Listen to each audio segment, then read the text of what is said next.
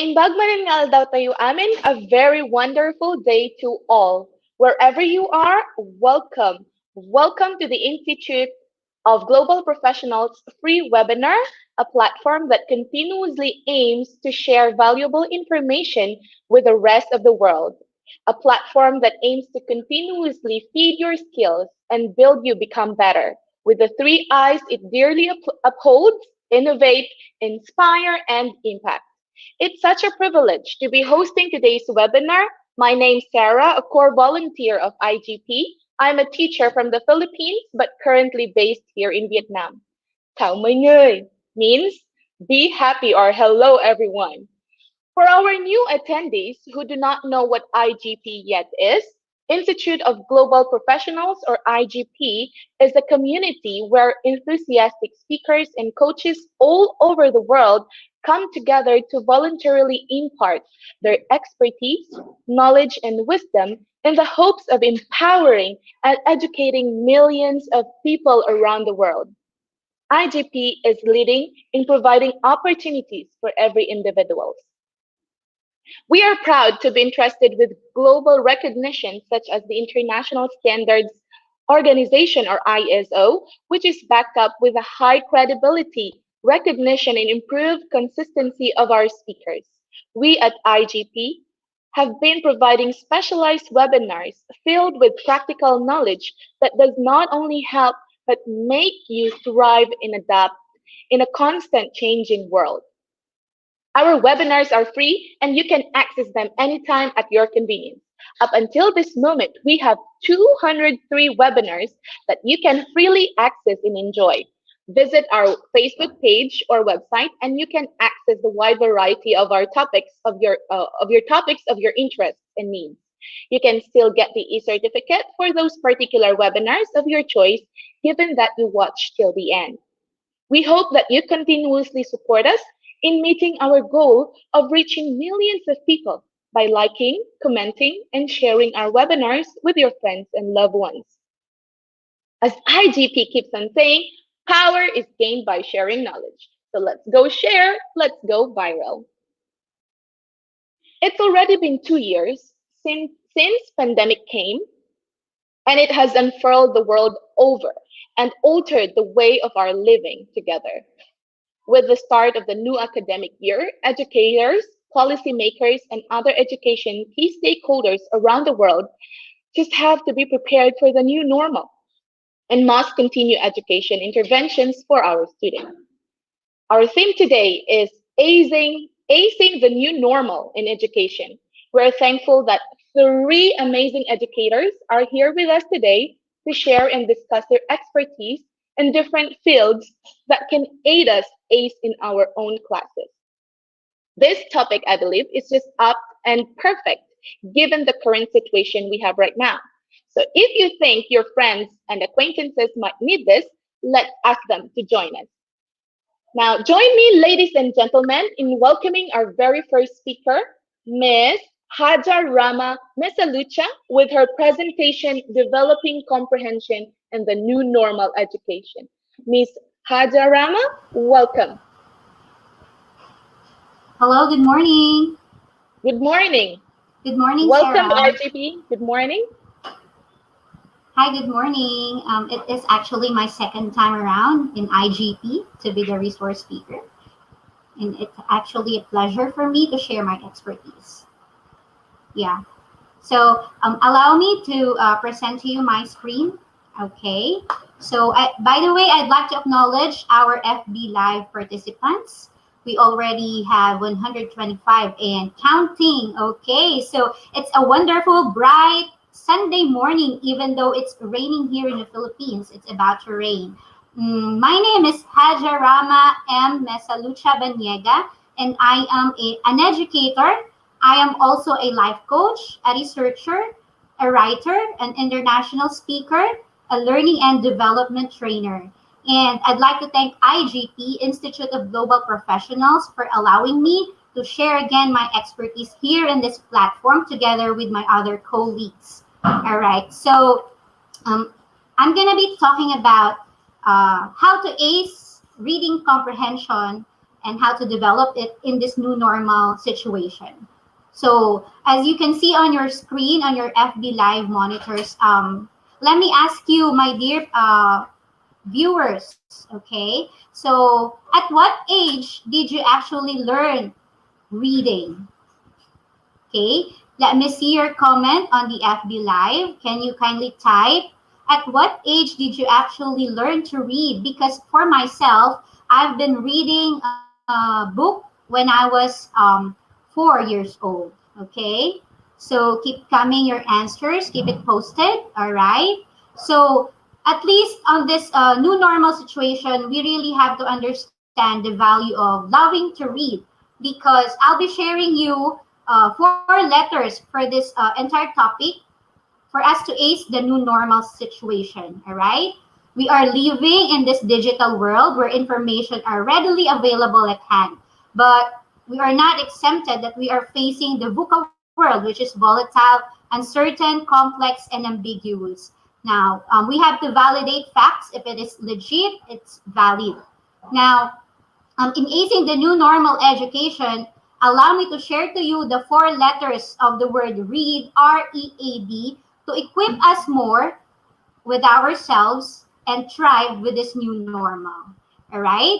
So, for me, I really love reading. Reading is the first step toward teaching on learning procedure, rather, and it blocks the barrier of restricting knowledge that is being enhanced to our readers and learners. Now, if you want to develop interactive learning, reading must be your first choice. However, many of us struggle in reading. Reading is a skill that we all need to be able to do, but not everyone can read in their full potential. If you agree, type 1 on the chat pane. That's why reading strategies are important to increase our comprehension and speed. Okay? So reading fast or slow won't make much of a difference if you or I don't understand what we are reading.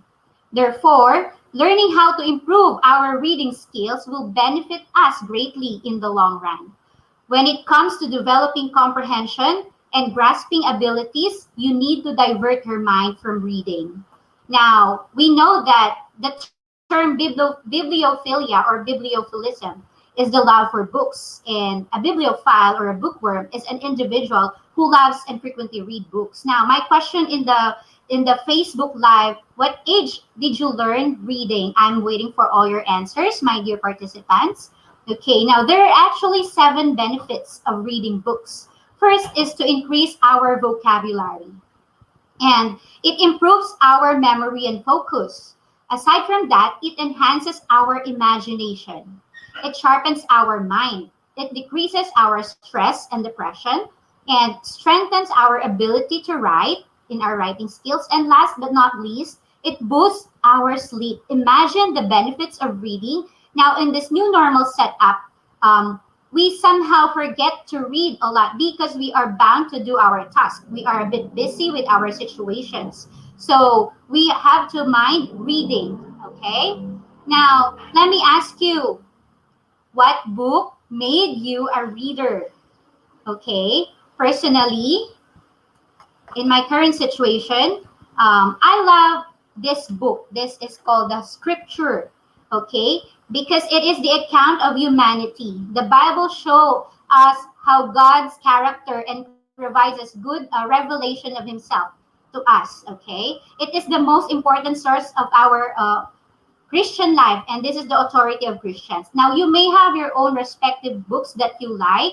Now, as we read, we have our purpose, be it to entertain, to inform, while we read, also for pleasures and enjoyment, and also to have practical application to obtain an overview or specific local or specific information that we need to get. Now, to identify also the idea or the theme, or even to get information from what we need, and of course to develop a detailed and critical understanding, and thus improves our comprehension. Now, these things, of course, develops critical thinking. Again, it boosts vocabulary, it enhances empathy, and it increases our brain activity, and it reduces the stress. So let me know on your comment, what book did you learn to read? Okay, what is your favorite book? All right. Now, for us to ace in the new normal situation, this letter R, as the word read, stands for readiness. Let me ask you, are you ready? Because we are bound to bear the consequence of this VUCA world, okay? Now, being ready in this new normal context, we have this, what we call Thorndike's law of readiness, which states that learning is dependent upon the learner's readiness to act. We cannot force an individual to read if they are not ready to learn yet or to read anything, okay? This facilitates the strengthening of the bond between the stimulus and the response. Thus, for example, an athlete who is highly motivated and eager to learn is more likely to be receptive to learning than one who is poorly motivated. So if we force to an individual to read if it's not yet ready, then we cannot get anything from him or her. This law states that an organism or people or student or a child is only going to learn when they are physically ready and mentally ready. That's why in the upcoming discussion with my colleagues later on, they will also discuss physical and mental readiness. All right. Now, if a student is ready to learn, the act of learning will be satisfying. That's why it is similar with reading. If the student is not able to learn when they are ready and willing, they will become dissatisfied and annoyed. Have you ever encountered an individual who is being forced to read, but they don't love to read? They are not motivated to read. Okay, in developing reading comprehension, we have to be ready. We have to master readiness in comprehension because we are developing our ability to be motivated. Now, here are the 6 steps for us to comprehend easily as a reader. Okay, let's have people to read aloud. Let's have them books that are readily available at their hand and resources. Let's help them reread and build fluency. Okay, in this new normal situation, there are various experiences in the school wherein they cannot read because even they are already in high school, they cannot read because they are having difficulty in understanding how to pronounce words correctly, how to utter the vowels, and anything like similarly related to that situation. Now, to gain meaning from text and encourage reading comprehension with our learners, they need to read quickly and smoothly. And it is a skill that we know, so-called fluency.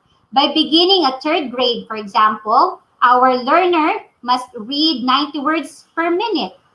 Rereading familiar or similar books gives our learner practice and decoding words. You might have your children with you might have your sibling with you might have your younger brother or sisters with you.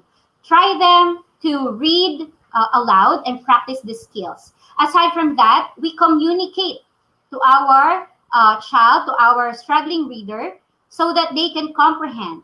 Okay, we have to support and supplement in their reading class, provide them reading materials. And aside from that, part of the readiness is to talk about what they are reading. Okay, we do not have to discourage them of whatever books they want to read, whatever genre, but let's have to help them process what they have read. All right, now it's part of the readiness, that is letter R. Moving on, allow me to share to you this stages of reading processes. Our emergent reader is already on the phase of beginning reading. Basic concepts of print, pictures, analysis, sound, letter, and recognition. Now, why am I into sharing these things to you? Because this is readily available at hand, but we have to relearn these things. This is part of our readiness skills so that by and by we could easily remember the importance of understanding who are our learners, who are our readers. Aside from being an emergent reader, there comes the stage of early reader, where they recognize words, sight words, print reading, and gradual speed and reading. This may be our students, our younger siblings, our friend, okay? Transitional reader towards fluent reading, reading of lengthy text, little reliance in picture, and we also have the stage where a reader is also already in the self-extending level. They are independent, reading various texts, reading for information, and the last but not the least, the advanced reader. Now, This level has already the mastery in reading. They are proficient. Thank you for our FB Lab supporters. Proficient with comprehension, reading for information, reading for pleasure, inferential reading, interpretive reading, and internalized reading strategies. Now we understand the readiness phase. That's why we have to also remember and recall these stages of reading process. We cannot force to our reader the things that they need to learn in reading if they are not yet ready. They are not yet on the phase of advanced reading level. Okay, moving on, let me share to you also this pyramid of reading. All right, this is the first phase wherein phonemic awareness is being built. It is the understanding of that what we call the spoken language, or words that can be broken into individual phonemes. So the smallest unit of spoken language to develop phonological awareness among young learners and the first grade students. It is very natural that they will learn because of the sounds, all right? The spoken language. Now, as the level goes up, we have the phonics, all right? It involves matching sounds and spoken English with individual letters. For example, we have the sound k, k, or c. We also have the tops or the tops and the pats. Now, this is what we call phonics. Now, for the following level of this pyramid, we have reading aloud, shared reading, guided reading, and independent reading. This pyramid will never be complete if we do not inculcate reading aloud with our young ones, okay? We have to read aloud so that we can hear what they are reading. We have to share reading. It could be by pair. We have to guide reading, and then they could have the mastery already. Thus, they can be independently reading what they are supposed to read. Now, if we master this four phase, we already have what we call fluency, where we have our vast vocabulary. Now, these things are essential for us to have comprehension. That's why we can call them skilled reader already. Now, in this VUCA world where we have to ace the new normal reading situation, we have to understand this pyramid so that we do not force our learners to read independently already if they are not yet the skilled reader that we want them to be. Okay? Even if they are already in college, they are having difficulty in understanding with comprehension. So we go back to what they are already on their specific levels. All right, moving on.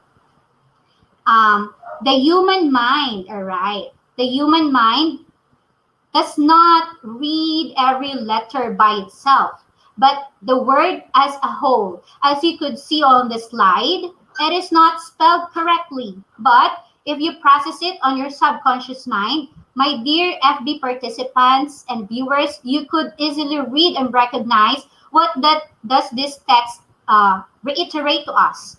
It might be spelled, misspelled, but we can still read this one, all right?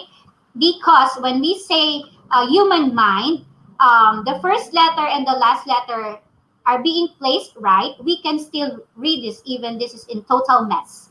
So reading the sentence, we use our eyes as we scan from left to right, all right? So we divide the text into clusters from 2 or 4 words at the same time. So most people decode words 4 to 5 pairs before needing a break. So if we notice our young or our siblings, our students, that they read with struggles because they cannot actually read even the word is spelled correctly, maybe they have a certain situation that they are undergoing. They might be dyslexic, so we have to understand that also. Now, it's part of the readiness too, all right?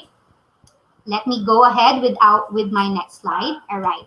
Now, what part of the brain is responsible for reading comprehension? All right. As part of our readiness phase in this VUCA world to ace the new normal, we have to know what part of the brain is responsible for reading comprehension.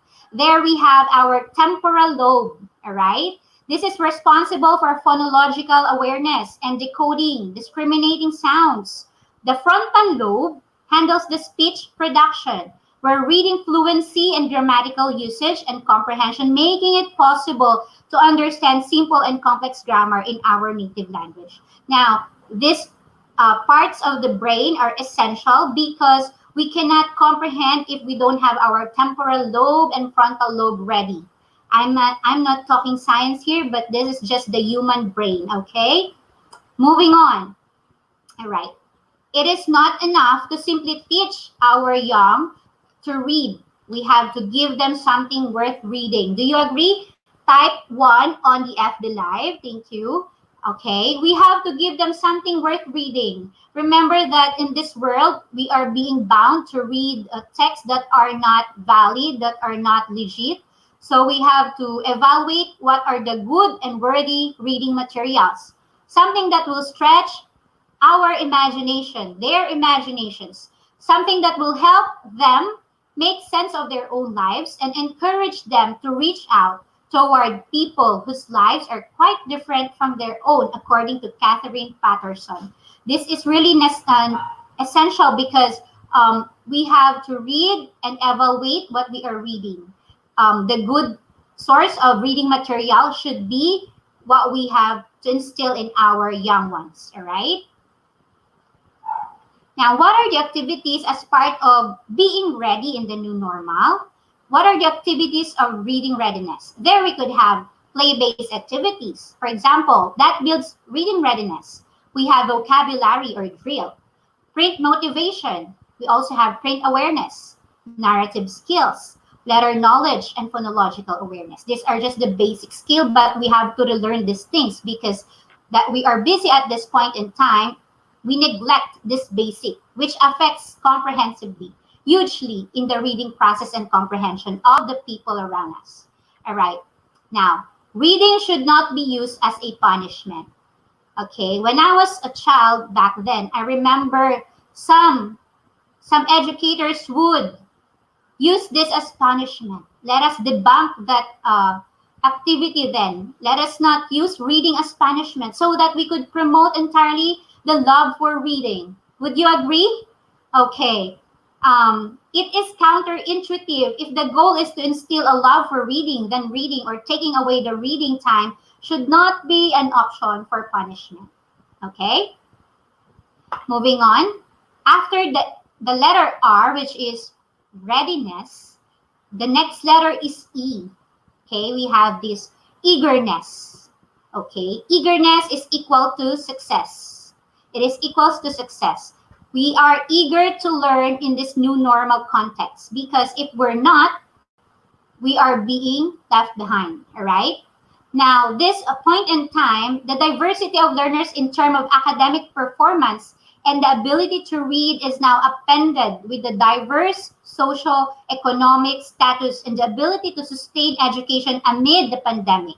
So if you are a parent of a toddler who wants to foster a love for reading on your child, even though at their very young age, we have to establish love for reading.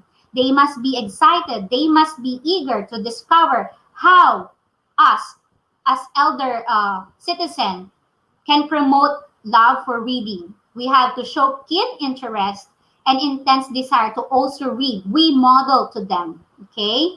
Now, there are 9 best tips for how to raise an eager reader, okay? First thing, taking in a slow, gentle manner. We cannot force them to read fast if they cannot read fast yet. Next, do not ask question yet. Part of the eagerness is do not ask question. Let them enjoy what they are reading. And sit with them. Page by page, turn the book, evaluate the illustrations, appreciate the beauty of pictures shown. Apart from the reading text, you also evaluate and see and check the pictures on the book or the material that you are sharing with your young ones. This is part of the eagerness so that they can understand thoroughly the entire context of the material. Next, we have to introduce to our young the range of books, that we are not just limited with a specific book according to their age, but we are also bound to the numerous kinds of books, the variety of books. We have Pictionaries, wordless books, and simple stories. Okay, by introducing them to the various types of books and materials in reading, they will discover their own love for reading. They will discover their own genre that they love. That's why they develop this eagerness in this book world. Aside from that, we have to be comfortable when we talk with them. When they watch, it's okay that they watch your reading. We share ideas, for example, talk about the books when you were kids, okay? Aside from that, we have to offer nursery rhymes to our toddlers. And they enjoy singing also. And we do simple games about reading, okay? We motivate them. We give them prizes if they perfectly do.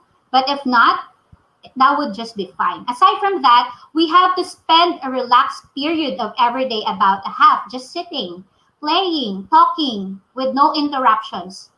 Okay. And aside from that, we limit the television access. If we limit the television access, therefore, they could have ample time to read materials that is applicable at their age. So it's part of the eagerness already.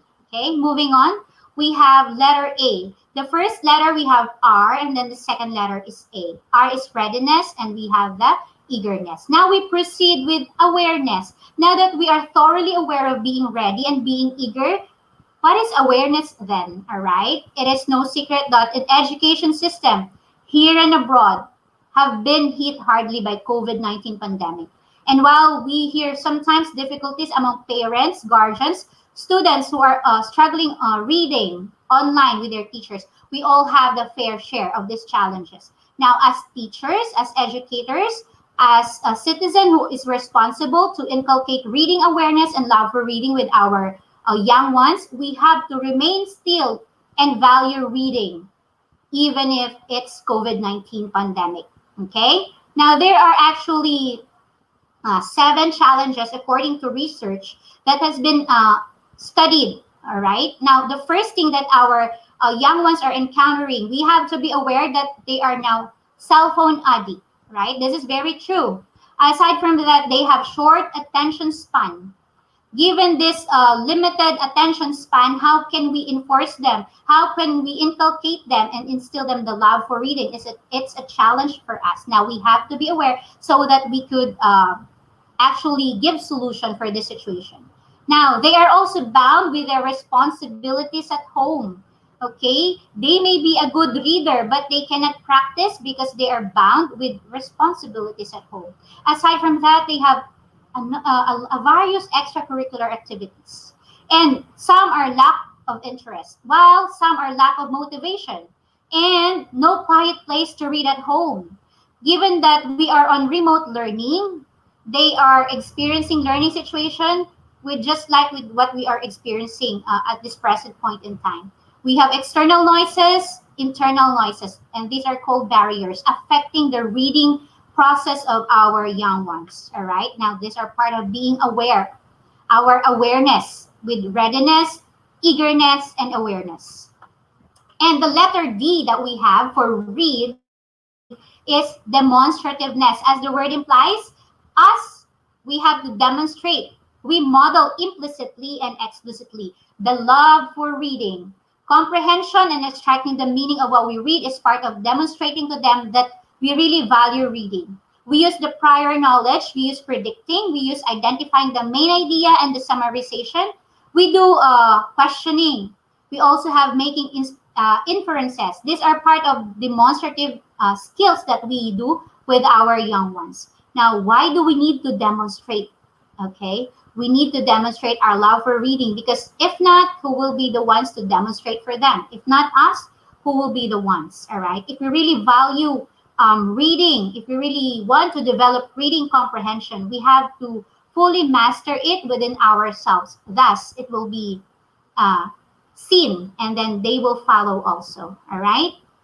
Moving on. Okay, let me share to you, the more that we read, the more things that you know. So as we master readiness, as we master eagerness, we also master awareness and we master demonstrativeness. So the more we read, The more the things that we know, the more that we learn, and the more places we'll go. So I am not moving from any other else, any place around the world yet, but I am bound to read. Therefore, I have this experience to explore the world in my own comfort zone. Now, this is the skill that we have to inculcate with our young ones, the love for reading, even though we are busy with our current pandemic situation. And if we read, we master reading totally. It can bridge, it can be the springboard with all other various activities in life. If we read, it is essential, similarly essential with how we communicate, okay? Because we understand thoroughly things around us. If we want to foster a true love of reading within our students, within our young, we need to stop limiting their choices in books and allow them to find their own reading identities, regardless of the lexile level, genre, or page count. But we have to guide them, okay?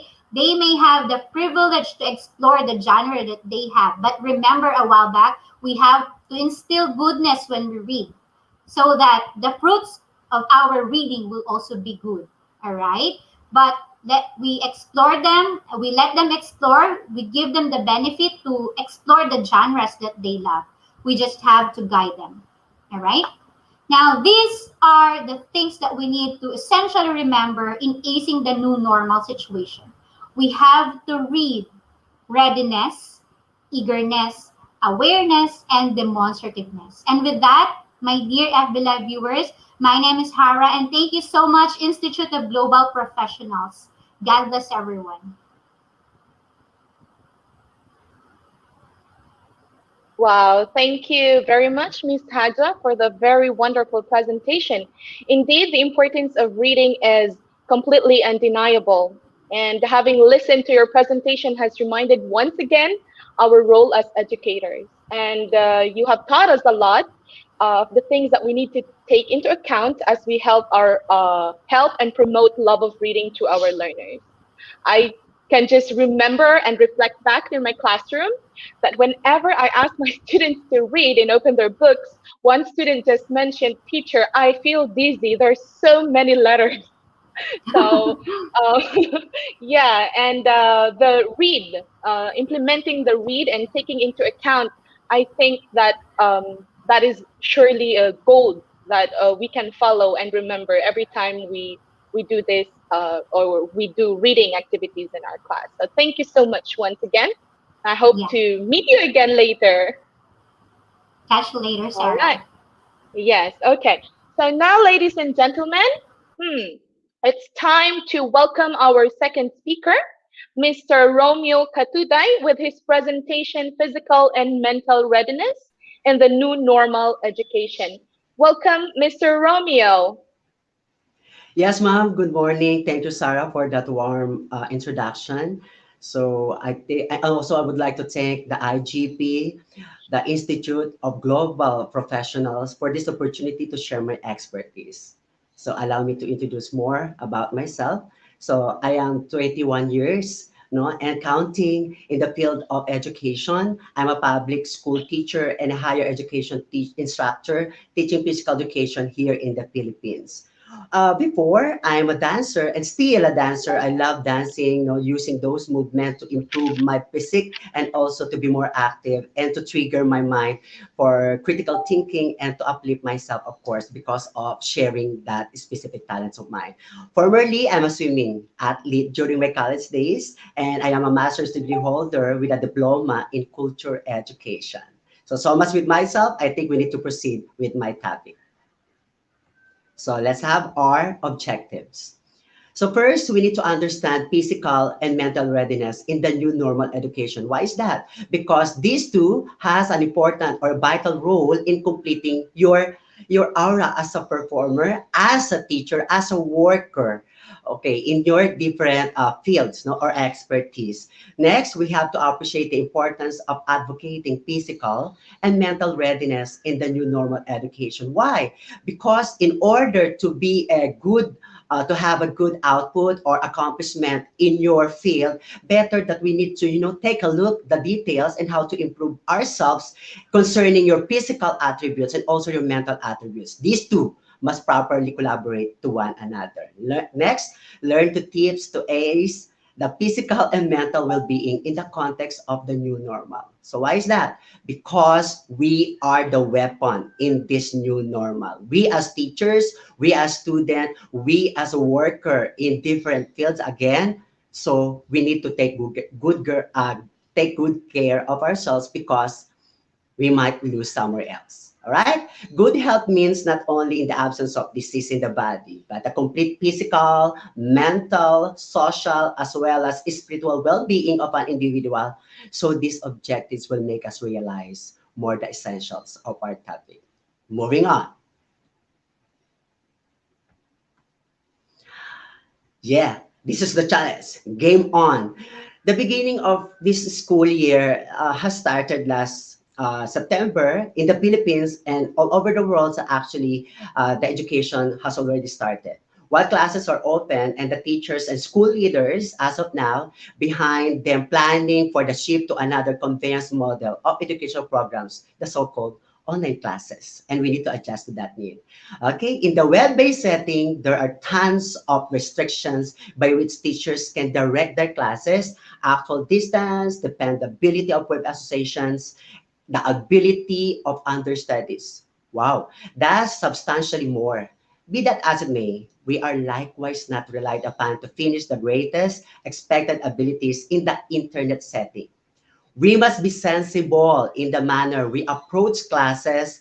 Least abilities can maybe get the job done while on the web. And afterward, those that should be led in the regular setting should be possible when things are better.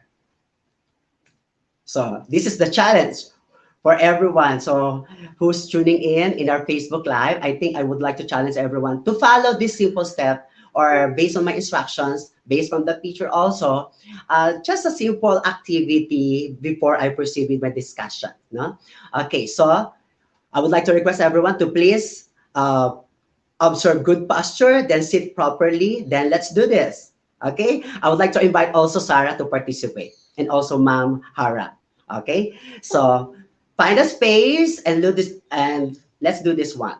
Okay, just follow instruction. First, sit properly, emphasize good posture. Then let's do the leg stretching. Okay, stretch your right foot first. Okay, let's apply four counts. Okay, assuming one, two, three, and four followed by the left leg. Let's try to stretch it. Okay, it's an early morning activity. Let's do this. Okay, very good. This time, try to twist your trunk to the right first. Okay, four counts. Full stretch. Okay, then position, then repeat it to the left. Very good. So stretch. This time, try to slowly lean forward, then try to reach your ankle. Okay, baka, maybe I'll get lost from the video or from the monitor, so I need to reach my toes. All right? Very good. Okay, next, try to lift your right elbow first for your arm stretch. Okay, then pull it backward for four counts. Very good. Okay, this time, let's try to have it on your lap. On the other side, same procedure, pull it backward. Feel the stretching activity or the movement at your back using your muscle. Very good. Okay, this time, try to lock your fingers in front of you, then stretch it forward, then bring it up. Okay, feel the stretch. Okay, try to reach the highest. Then try to bend to the right, then position, then to the left. I'm doing the mirror. Okay, try to feel the movement. Shake, body shake. Okay, what happened to your body? Do you feel some change in temperature? Okay, that's good because the simple exercises could be done in your home. Okay, that is so-called the home-based exercises. Simple exercises will help you a lot to prepare in your simple activities in your home, in your workplace, and anywhere else. All right? So thank you for participation. I hope you like it. Okay, next.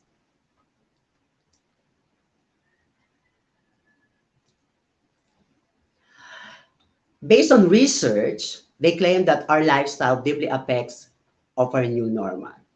Obviously, our lifestyle already changed because of the adjustment with the demand of our work, the demand of the community, the demand also of your family. Bad news.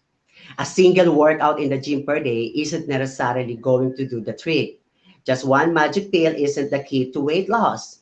1 hour workout isn't going to offset the multiple hours we sit per day.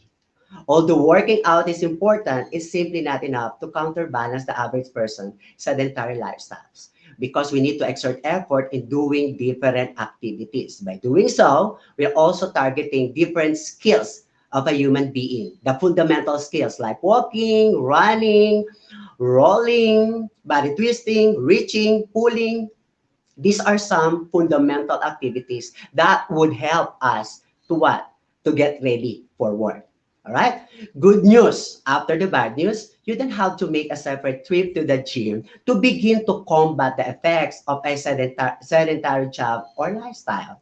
Simply begin by adding extra movement throughout the day. All household chores, work activity related could be an alternative workout for us.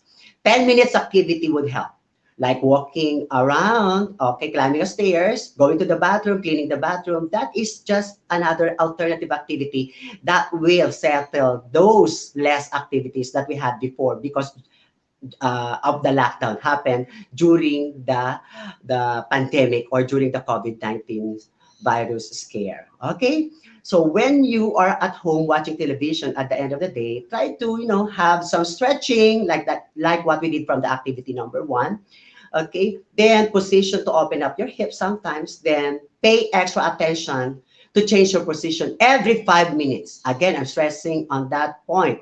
Every 5 minutes, we need to change our position. Or sometimes we need to blink our eyes if we're facing the computer to recover our focus, to recover our body. Okay? Next, these movements will help affect those compared to sedentary job. Okay, we need to improve our lifestyle. Again, lifestyle is your daily activities. These are the way you live. These are your daily routines. But the question is your lifestyle good or bad or helpful for your body or for your mental state? All right. Next, according to Omnar et al. 2020, although imposing lockdown or quarantine for the population has been one of the widely used measures across the world to stop the rapid spread of COVID-19, it has severe consequences too. We lessen our involvement to activity. We tend not to perform much. The pressure or the intensity level of our performance get worse. Recent multinational investigations have shown the negative effect of COVID-19 restrictions on social participation, the life, and satisfaction. See, mental well-being or the psychosocial means how we interact to others, how we collaborate with others, emotional disorders as well as sleep quality and employment status has been affected because of this pandemic. All right, moving on. Plus, the announcement of the lockdown and the other services, except for for a few essential services, also by the authorities, has resulted in the radical change in the lifestyle of the people. These sudden changes of people's lifestyles include, but not limited to, physical activities and exercise. Because still, probably because of our intention to do different exercises, we might get the virus because of the people that may also go with us and also during these travels. So we need to avoid that. So that limits your involvement into different activities. Similar results are also reported by other researchers. Although these abrupt changes have influenced every individual, many people who were regularly following their fitness activities in gyms or in ground and other places before the lockdown have been affected intensely. Why? Because of the legal basis and the guidelines implemented by the government all over the world. So see, we need to stay at home. And this time, we need to have an alternative activities if we're trying to, continue the development or also the benefits of doing such activities. Moving on, let's trigger by this statement. Sitting is the new smoking. Sitting too long can kill you even if you exercise. Oh my God. So let's try to reflect this time. According to the different lessons and also during your training, if you're a dancer, if you are a sportsman, or maybe you're trying to impose different engagement, no, in different activities, we have different components in different physical activities. We wanted to improve flexibility for that matter because of our intention. We also want to improve our endurance. We want to improve our power. No, we also wanted to improve strength, etc., etc. And these are all basic skills or the components in physical activity that we wanted to improve. But because of the lag time, we tend to move backwards. We tend to realize that we can't pursue much of these activities because of the problem. Okay, so I think it is better for us to have an alternative activities. So use the different available chores, or let's convert your work nature or the nature of your work to convert into, touch somehow the different components of physical activity, such as try to, when pushing the chairs, changing the position of the tables, etc., etc. That would help. That will help to give you that much, continuously developing those skills and having those skills. All right. We engage in activities which require less energy because of the lockdown, such as staring at the television and investing time situated at the PC because of the nature of our work, or maybe because of the, what is asked to all of us being a student, especially during online class. In the vehicle, sometimes when driving, going to work, instead of walking, we just sit in our car, then we drive it. Okay, so the normal individual goes through as much as 12 hours daily sitting. Nowadays, based on research, 12 hours compared to moving, to apply movements. So let's reflect. What's happening now? Okay, so we need to take good care of our brain because having activities will trigger our mind to focus, to have a critical thinking, to think, to process our movements. So simple activities will help the mental domain of our new being. Okay, let's proceed. Okay, in this new normal, what we need is an open mind to build our strength, rethink and retool for the common good. That's what we're having now because we need to be ready. For quite a long time, teachers have utilized frightening pictures like this to cause to notice sitting. Even turned into the title of this post. In any case, is sitting genuinely an issue? Why? As a general rule, it is not the sitting that messes well-being up. It's the sedentary lifestyle or less performance or less activity. It is lack of movement throughout the day. Again, every 5 minutes we need to move, we need to change position, at least a little bit. Our bodies are intended to move. It is designed for movement because we have muscles and we have bones. Okay, we're brought into the world with almost amazing development. It designs whatever is left of our life, pushing our bodies to do what they are not expected to do. So, how would we find ways to battle these inexorably stationary lives? We need to move. We still need to move. Maybe in a limited space, but we still need to move. Okay, physical readiness is the ability to meet the physical demands of any combat or duty position, accomplish the mission, and continue to fight and win. That's what we're talking about. Okay, COVID-19 pandemic has brought this fast-moving world to a standstill. The impact of this pandemic is massive, and the only strategy to curb the rapid spread of the disease is to follow social distancing.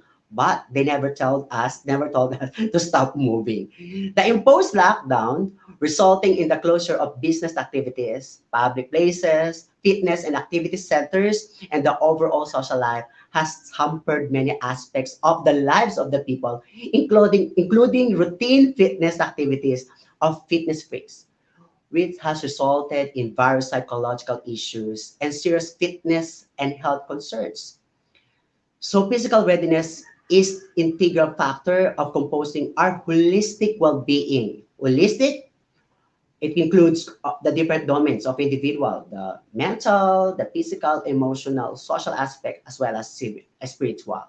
During this pandemic, physical exercise has all these benefits for the body. Again, when we talk about physical exercises, it should be planned.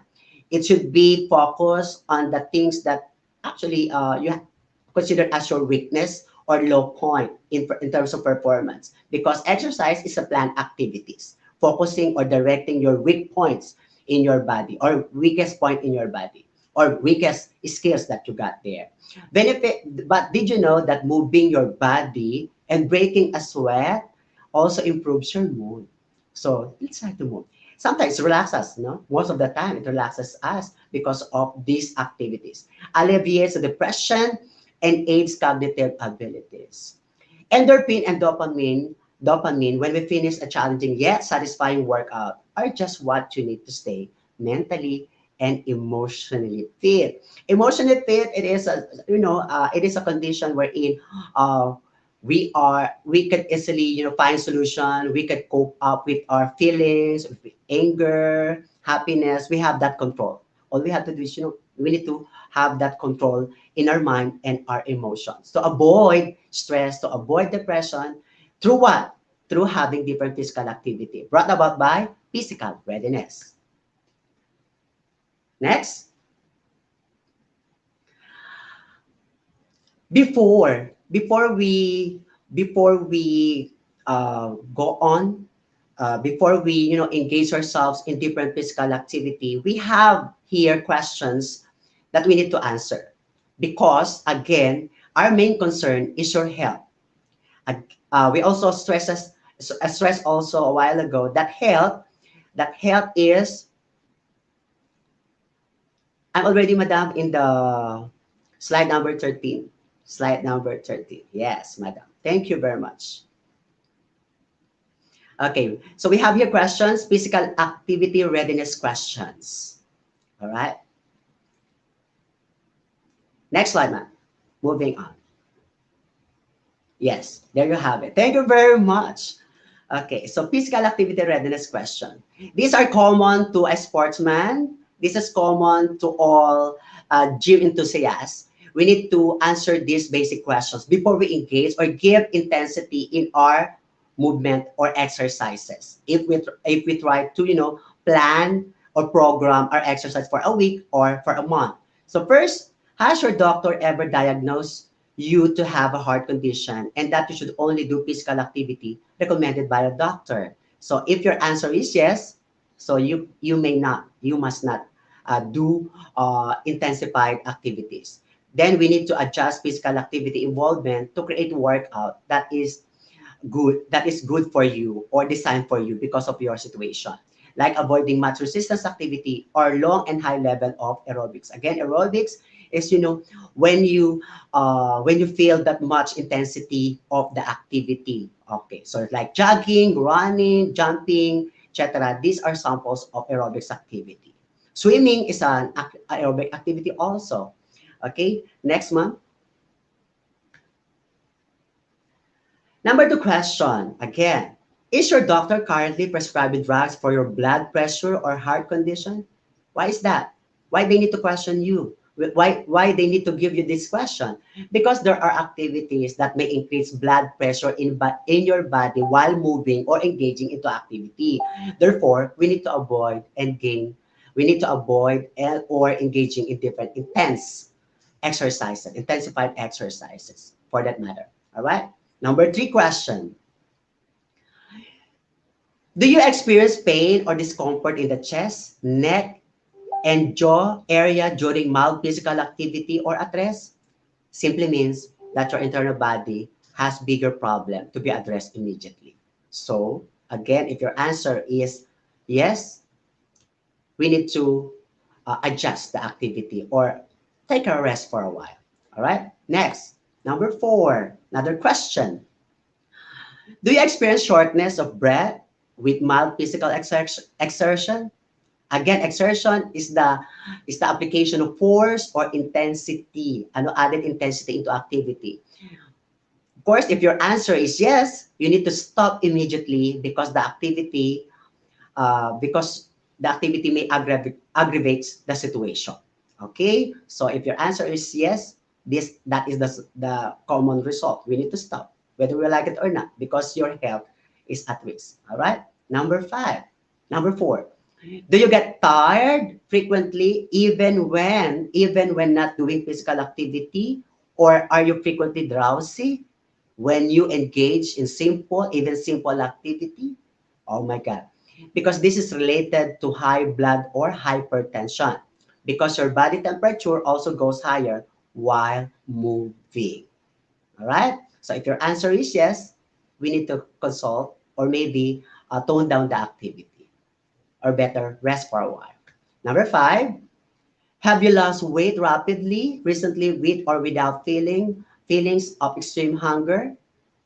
Yes, if your answer is yes, maybe some of your organs are not functioning very well. So we need to avoid hazardous activity or powerful activity or high level activity, such as aerobics activity.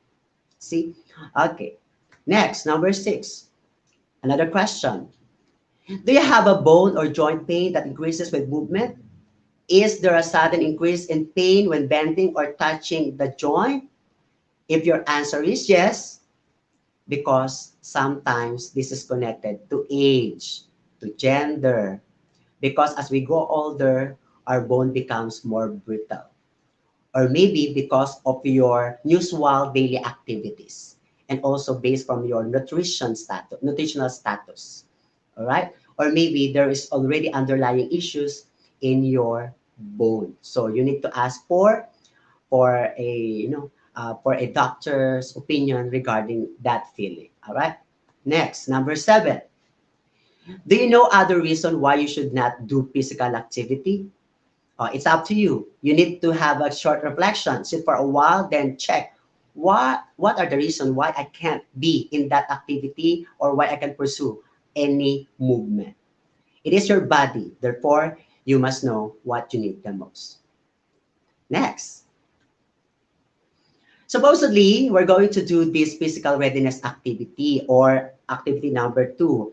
But I am now endorsing you that you must try these simple actions or movements at home or in your workplace because this could be an alternative for your exercise. If you can't go to the gym because of the lockdown or because of this pandemic, here is a quarantine workout during your lockdown exercise to keep us fit. Focus. Sample of resistance exercise such as push up, squat, forward lunges. These are the resistance exercise that can be done at home or small spaces. And also physical fitness is not actually crucial for that matter because physical fitness, as long as you can continue your daily activities, you are physically fit. Okay? So it is crucial for a healthy body, but imperative for a healthy mind and emotional well-being. Even a simple performance will do just to continue your daily activities. That matters. Even though laziness seems the new normal amidst because of the new setting, staying at home has brought it to lessen the activity. There must be a substitute activity. For what? For self-care. Some fitness enthusiasts have also been driving home an important point to improve the health and also the level of fitness. Physical fitness is not just a crucial for your health, but we need to focus also with the ways to improve the level of your performance. Again, I keep on repeating the word performance because physical fitness about health, not just more than the nutritional factors.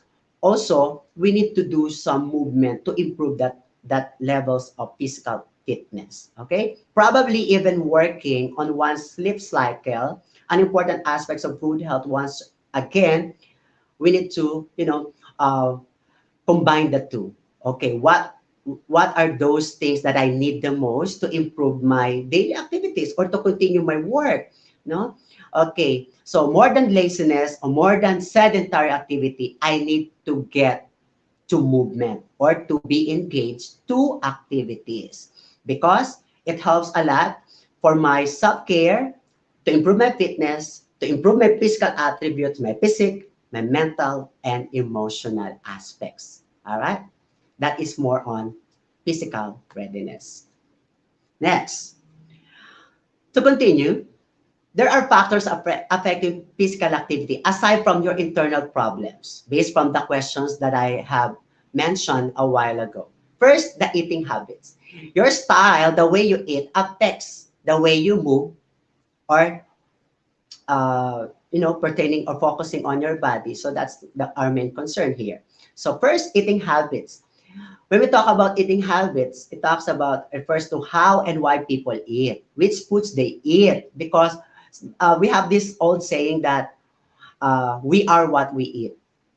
See, okay, and with whom they eat, as people obtain more based on the availability of the food. So, for example, there are factors affecting your eating habits: religion, environment. If that is the available food there, so therefore that's the only food that you're going to eat.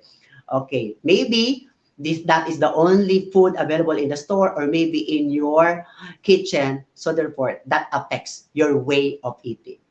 See, so that is one factor. Next, sleeping habits. Why? So sleeping habits, sleep contribute on how you feel and function during the day. Obviously, when we sleep or when we get sleep, that's how we recover, our body recovers. So give time for your body to recover. And also, this is the time that we repair, our body repair itself. And also, this is the time also that your brain gave birth to another, cells, or our body reconstruct its own tissues, or in terms of the muscle, it reconstruct its muscles, and it gave birth to different cells of the body. So sleep deprivation decreases. Sleep deprivation decreases your reaction about time. Somehow, because of that deprivation, it increases irritability and causes hormonal and metabolic changes parallel to aging and also health status. That's a problem. So while habitual sleep deficits negatively impact on mental functioning, mood, and inevitably to health, again, inadequate sleep impair immunity. So that's the second factor. Let's have the third one. Okay, the third factor affecting physical activity is the stress. Stress is the body's automatic response to any physical or mental demand placed on it. Commonly, anything that we are not aware, we are not prepared to do, this causes our stress. Something that we don't know causes stress. But the question is all stress bad? Moderate levels of stress may actually improve performance and efficiency to work. Too little stress may result in boredom. Too much stress may cause an unproductive anxiety level. So that's the three factors affecting physical activity. First, the, the eating habits. Then we have the stress and also the sleeping habits. So let's try to improve those three. No? So we can improve also your physical activity or engagements to your work or responsibility. Let's proceed. Now, mental readiness is about preparing your body for any occasion at work or in your personal life. The first part of the topic is for your physical readiness. And what are the factors affecting your physical readiness? And about your health also. This time, let's connect it with your mental readiness. It is important to manage your anxiety and give your brain a chance to reset, analyze your failures, and then move on, recognizing that more opportunities will come. So having a positive outlook in life. Remember that if your mind isn't into it, you're probably not going to be good at it. That will cause pressure. Mental readiness is the alignment of your conscious thoughts and the actions with your non-conscious behaviors. It's the preparations you make in your mind to face a situation. First step is to realize your goals clearly. Put it in a table. Place it on the table, then jot it down. Schedule your activity. What is your goal? What is your objective for a day? Long-term goals should be broken down into smaller goals to avoid what? Pressure, stress, or anxiety. Because you're looking into a bigger picture. As long as you're doing good or your actions is properly aligned to your objective, so be it. And those should be divided into immediate short-term goals. Understanding where you want to go will help you find the path to get there because you are now mentally ready. Next, I have here a model concerning entitled the 4I Neuro Leader Framework. So you have there, we have here four columns. No, the first one is the performance. Second column is collaboration. Two is innovation, and three is agility. On this 4I Neuro Leader Framework focuses on, see, we have here, these are all skills that we need to be more uh, conscious with. All right. Under performance, it's more on performance question, the integration, the balance, the ethics, and mental readiness. So see, under this performance, we have there the mental readiness to improve your performance, any kind of responsibility. Again, we need to consider aside from physical readiness, we have to be also we have to be also considerate and not to take for granted the mental readiness. See? So all this, no, all this will help a lot to become a good leader, a good teacher, a good student. Because mental readiness is one of the four pillars under the competency of performance. And in the 4 neuro leader model, while it is the utmost important to focus on your physical fitness, it's equally important to focus also on your mental fitness because they collaborate to one another. Again, your mental or your brain interpreted the stimuli sent by your body or based from your senses. Okay, so therefore your brain will give instructions to your body consciously or unconsciously. It moves properly. So we need to do some actions to trigger your brain. A person who is mentally fit has mastered the capacity to focus. Again, and when we talk about mental fitness, you have that control to your brain. You're able to apply critical thinking and able to solve problems in life. So we tend not to be more rattled or maybe, stressed when we have new activities or new responsibility. Self-manage, no? Mental fitness help us to have a self-manage and maintain healthy degree of internal discipline to focus and to have critical thinking. Again, the I4 Neuro Leader Program will teach you how to enhance this discipline and to improve your levels of confidence to fully enjoy the challenge of or task ahead. Again, mental readiness is important as well, equal also to physical readiness. All right, let's continue. These are different benefits of having a mental readiness and also physical readiness. So first, we have to reach and maintain a healthy weight. Because when you're stressed or you are not mentally ready, sometimes you tend to eat anything around you without control.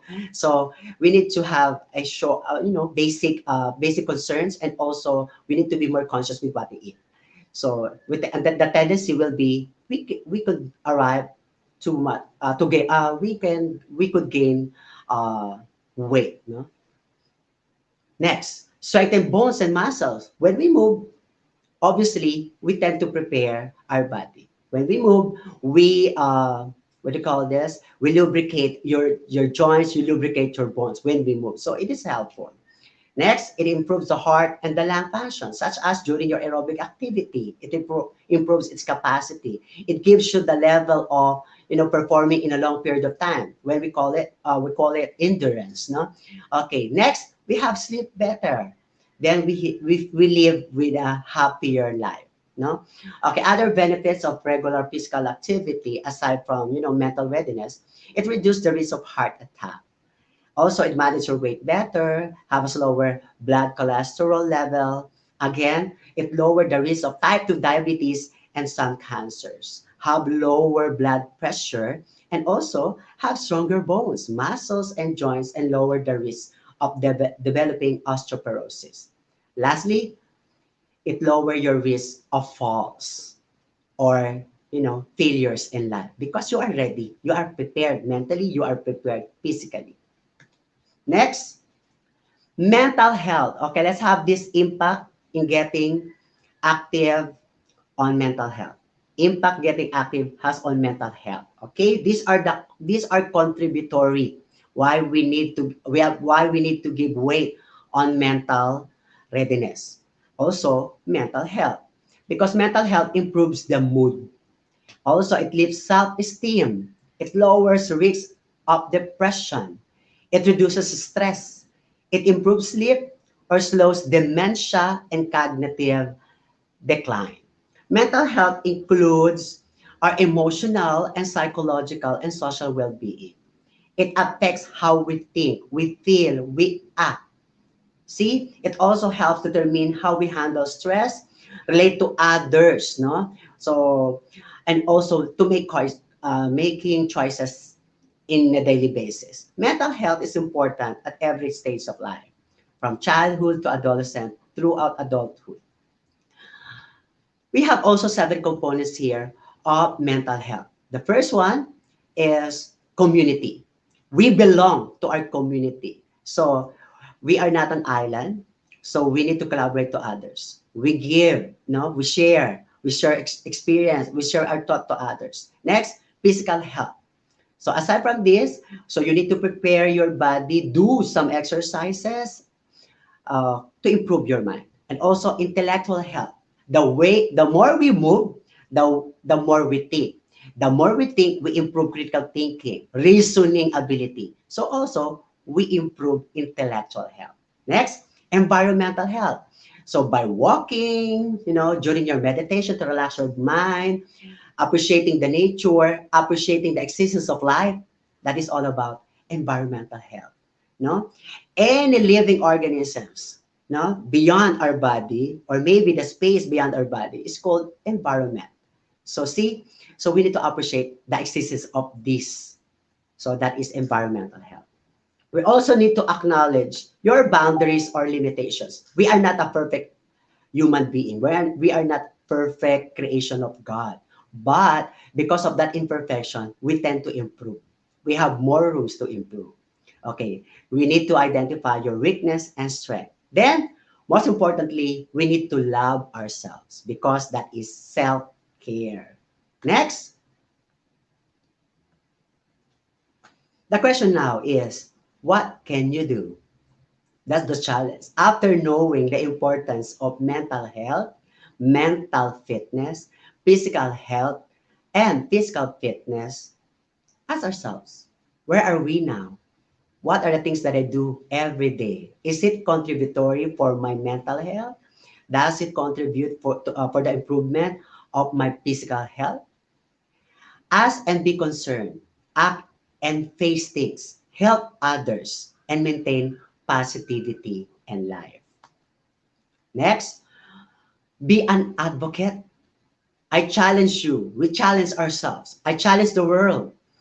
Our roles are advocates to offer independent support to those who feel they are not being heard and to ensure that they are taken seriously and their rights are respected. We will ensure a person has the tools to make an informed decision. It is not about making decision for the person because all we need to do is to be there and offer psychosocial support always. See, invite them to do exercise. Be engaged. Be part of the different, alternative activities. We invite our family. Let's try to invite our friends, even at home. Do it virtually. See? Next, we have here the mental health continuum model. Okay, just focus on the uh, first column, from my left up to the other side. Okay, so we have here the healthy, reacting, injured, and ill. And it is mentioned in this model, in this mental health continuum model, that it is natural to be ill, to experience failures, to experience negativity, to hear negativity about you or bad comments about you. It is normal. But the question is, how are you going to cope up or recover from those statements? Are you going to allow them to ruin you as a person? It is normal to experience this ill. Next, after experience that, we tend to be injured because of that instances or because of these feelings or because of those experiences. So it is normal to be injured, but we need to find solution to what? To be healed and to recover from that emotion or from that being injured. No, the next question is, how are you going to react or recover? What are the ways and what are the means? What are the strategies that we must focus?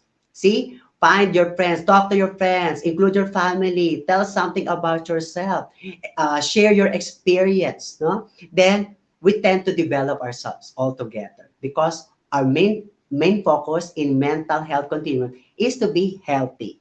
See? Okay, to be healthy. Because the mental health continuum is the range of well-being, having mental health and mental illness. As the two extreme ends, no negative and positive, but it is normal to all of us. All we have to do is to acknowledge it. Depending on the circumstances of any individual at any time, they may find themselves at one point of the continuum and shift position, no, to the green one, to be healthy, to be as their situation improves or deteriorates. So it's up to you. It's your decision. Again, that is your status. That is more on personal decision. This is a very there is very there is a thin line between being broke or being positive. No, there are very the sanity and insanity experiencing those two. It's up to you if you're going to be to do or to be experienced or to become depressed or positive person. Let us advocate physical and mental readiness in the new normal education because it is our duty to help one another. We exist in this world because of that prime obligation. We are created by God, to show goodness in the world. So how are we going to do that? Be positive, prepare your mental health, and by doing that, start with improving your physical health. Next, allow me to share this simple article of mine. So it's entitled, it has the acronym Romeo from my name, ROMEO. Also, it's entitled Move to Improve. Okay, let me just allow me to read this article. Or remember, as you move, your health improves. Over the years, the advantage of active work and exercise have been exhibited across the life expectancy. We are intended to move, and large number of our body's framework work better when we are reliably truly dynamic or mobile or moving. For overseeing manifestation of depression, some research proposes that raise degrees of oxygen consuming action raises also the pulse. It might be released with more prominent decreases in the bothersome side effects. Letter N, make considerations to actual work more than once every day to incorporate brief periods, at least 90 to 30 to 90 seconds a day, no, for that matter, then more noteworthy power. For a few, this may be cultivated through the practice in their homes, including jumping jacks, Zumba dancing, and sequencing strength preparing workouts. Letter E, everyone should exercise. Be it. Okay, mark it. We should exercise. Moderate to energetic, actual work and exercise during a day, they are related with rising the confidence of doing activity. Further, develop the focus, decreases the burdensome manifestation, and upgrades in rest. For some seasoned grown-ups and among people overseeing persistent ailments, normal chores around the house are suggested. Moderate to incredible active work will help also to display positivity towards work. Letter O, of course, it is significant for relatives to play the strong role in the advancement of actual work and exercise. So this article of mine actually published in our division in our in the Philippines. So again, we move to improve because movement will lead us to improve also our mental health and physical health, the so-called physical readiness and mental readiness. As I end, let me share you this last slide. Again, I say health is wealth. Stay negative of COVID 19, stay positive with physical and mental well being. For that, I say thank you for tuning in. Thank you very much.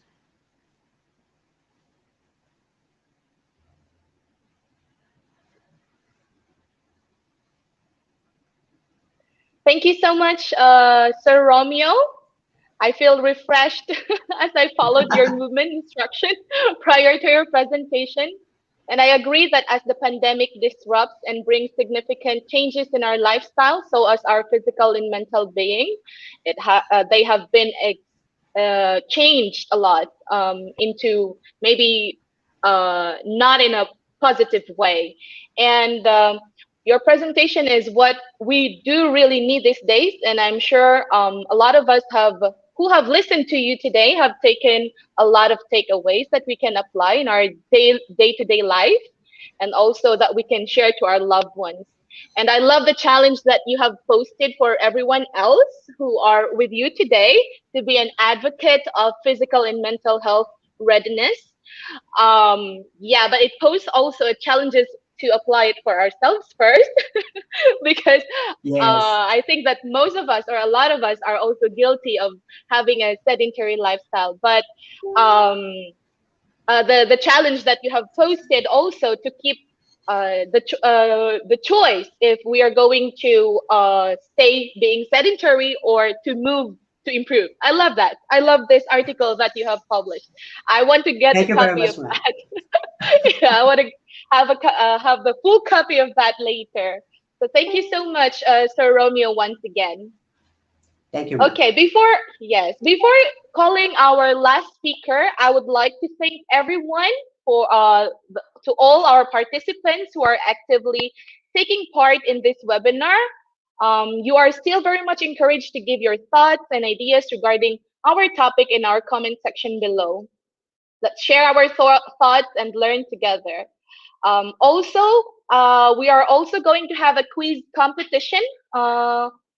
Stay tuned for a chance of winning a quiz champion certificate. The question and answer portion will be done after the quiz show as well. So please prepare your questions as we continue learning together. Now, join me, ladies and gentlemen, in welcoming our very last speaker for today, Miss Jocelyn Pondavella. Miss Jocelyn, welcome, welcome, welcome. Hi, Welcome. Miss I'm the Jocelyn. last speaker. I hope you stay till last. Good We morning. will. Yes.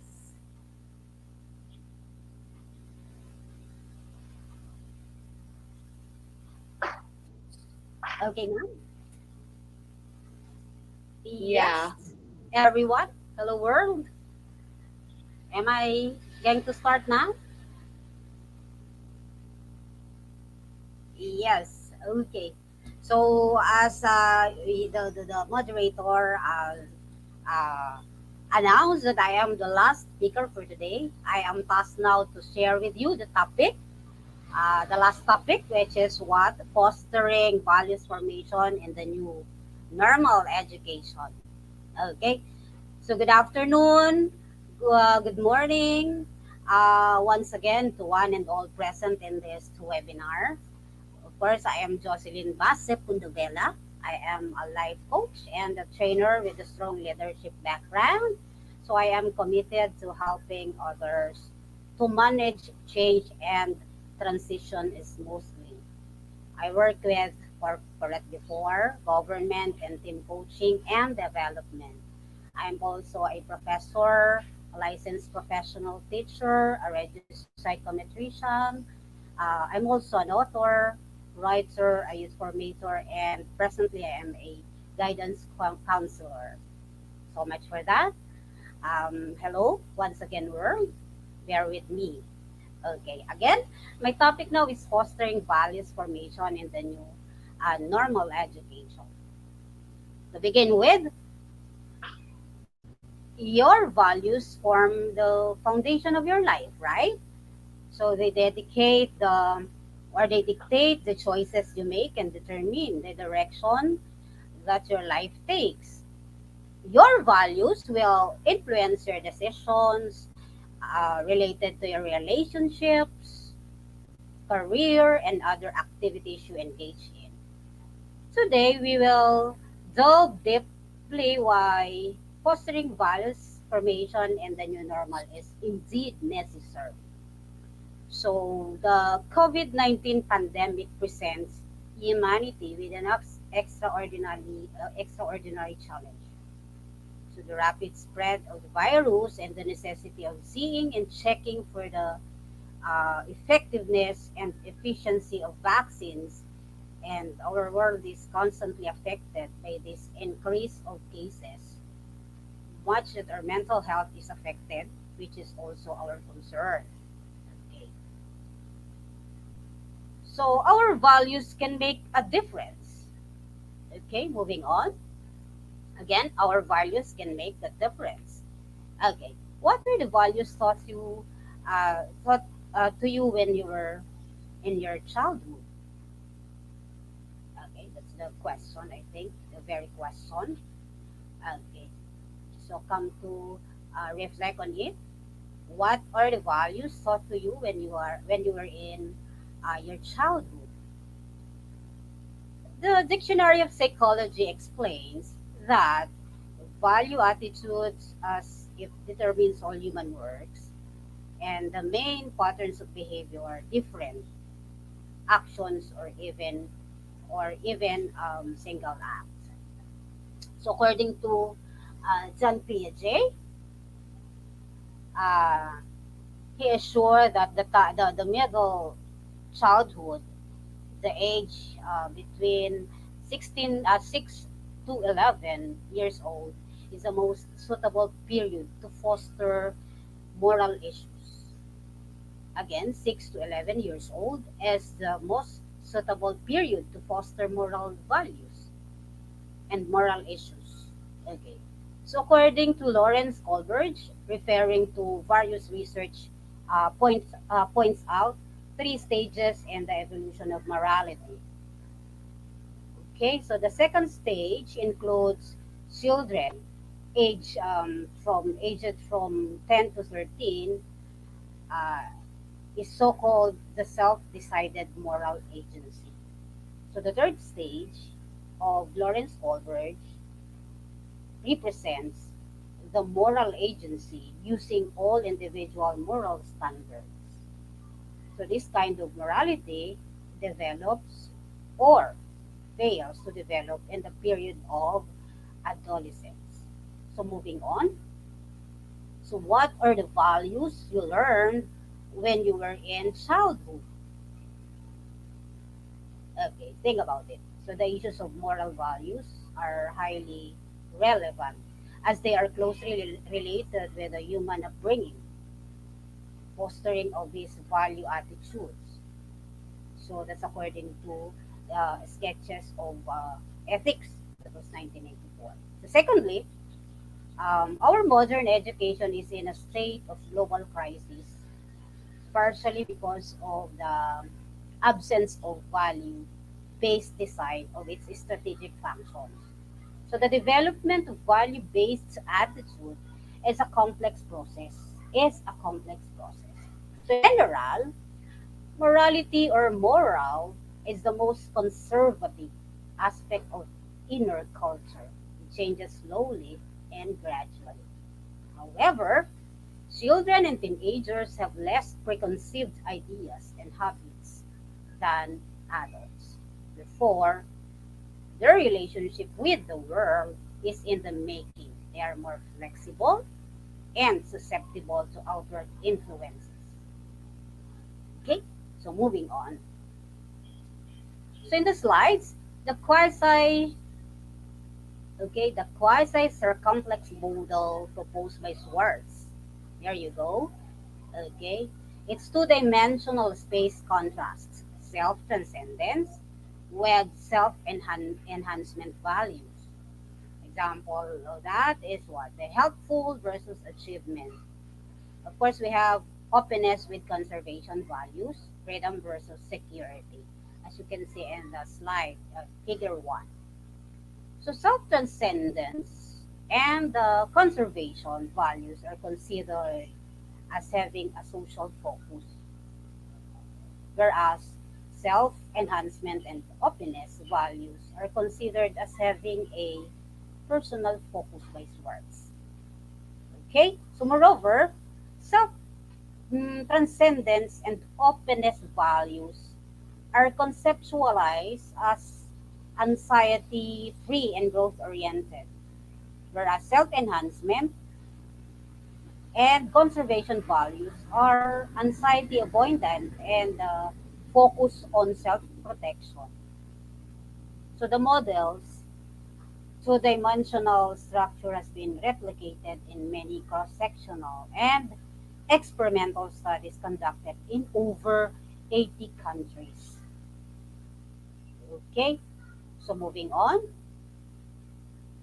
So those are the values presented. So the interpretation of the concept of value is extremely varied and brings a historic background. Okay, so values are fostered since, okay, remember this, values are fostered since childhood through the process of what? Through the process of sharing and analyzing individual experience based on a certain concept such as one, we have goodness, beauty, and so on and so forth. So rules and standards are important. They are also important for value development. So all people tend to seek values in their cognition. Okay. This was published when was Values Change 1999. So moving on, how does pandemic now affects your values in life? Again, how does pandemic affects your values in life? Okay. Let me see if there are comments. Okay. So what are those values affects your in our lives now? Okay, one, the teachers who attempts to develop. Okay, let's see the second slide, the next slide. Okay, moving on, the teacher who attempts to develop, as I have said, respect for nature and the values of their learners should know and utilize the mentioned peculiarities of the age boundaries. So primary school shares a great responsibility in this process, while pupils are curious, sensitive to nature. I mean nature now. Okay. Nature, sabi ko, as I have said, sorry, sensitive to nature, influenced by the processes of outward world at this age range. Okay, our love for nature, the importance of its protection should be instilled since childhood. Okay, so we have the values of what? God fearing, humane, humanitarian, patriotism. We have also nature loving.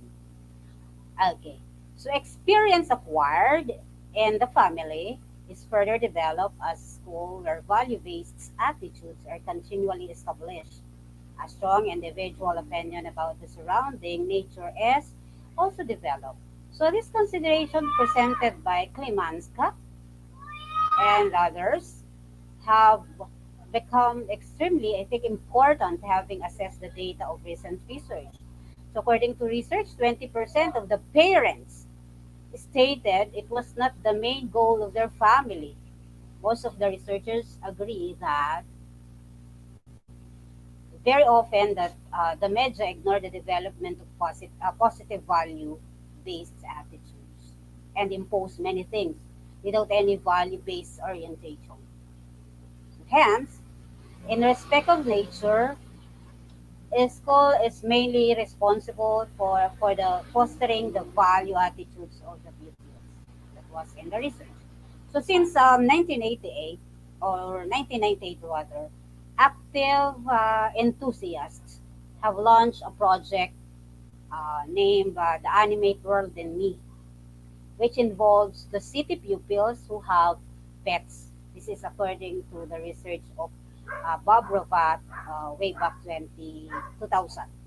It states that the curriculum of this project, developing children's care for their animals in one of the most effective pedagogic and psychologic methods that builds up mental, emotional, and physical well-being of school children.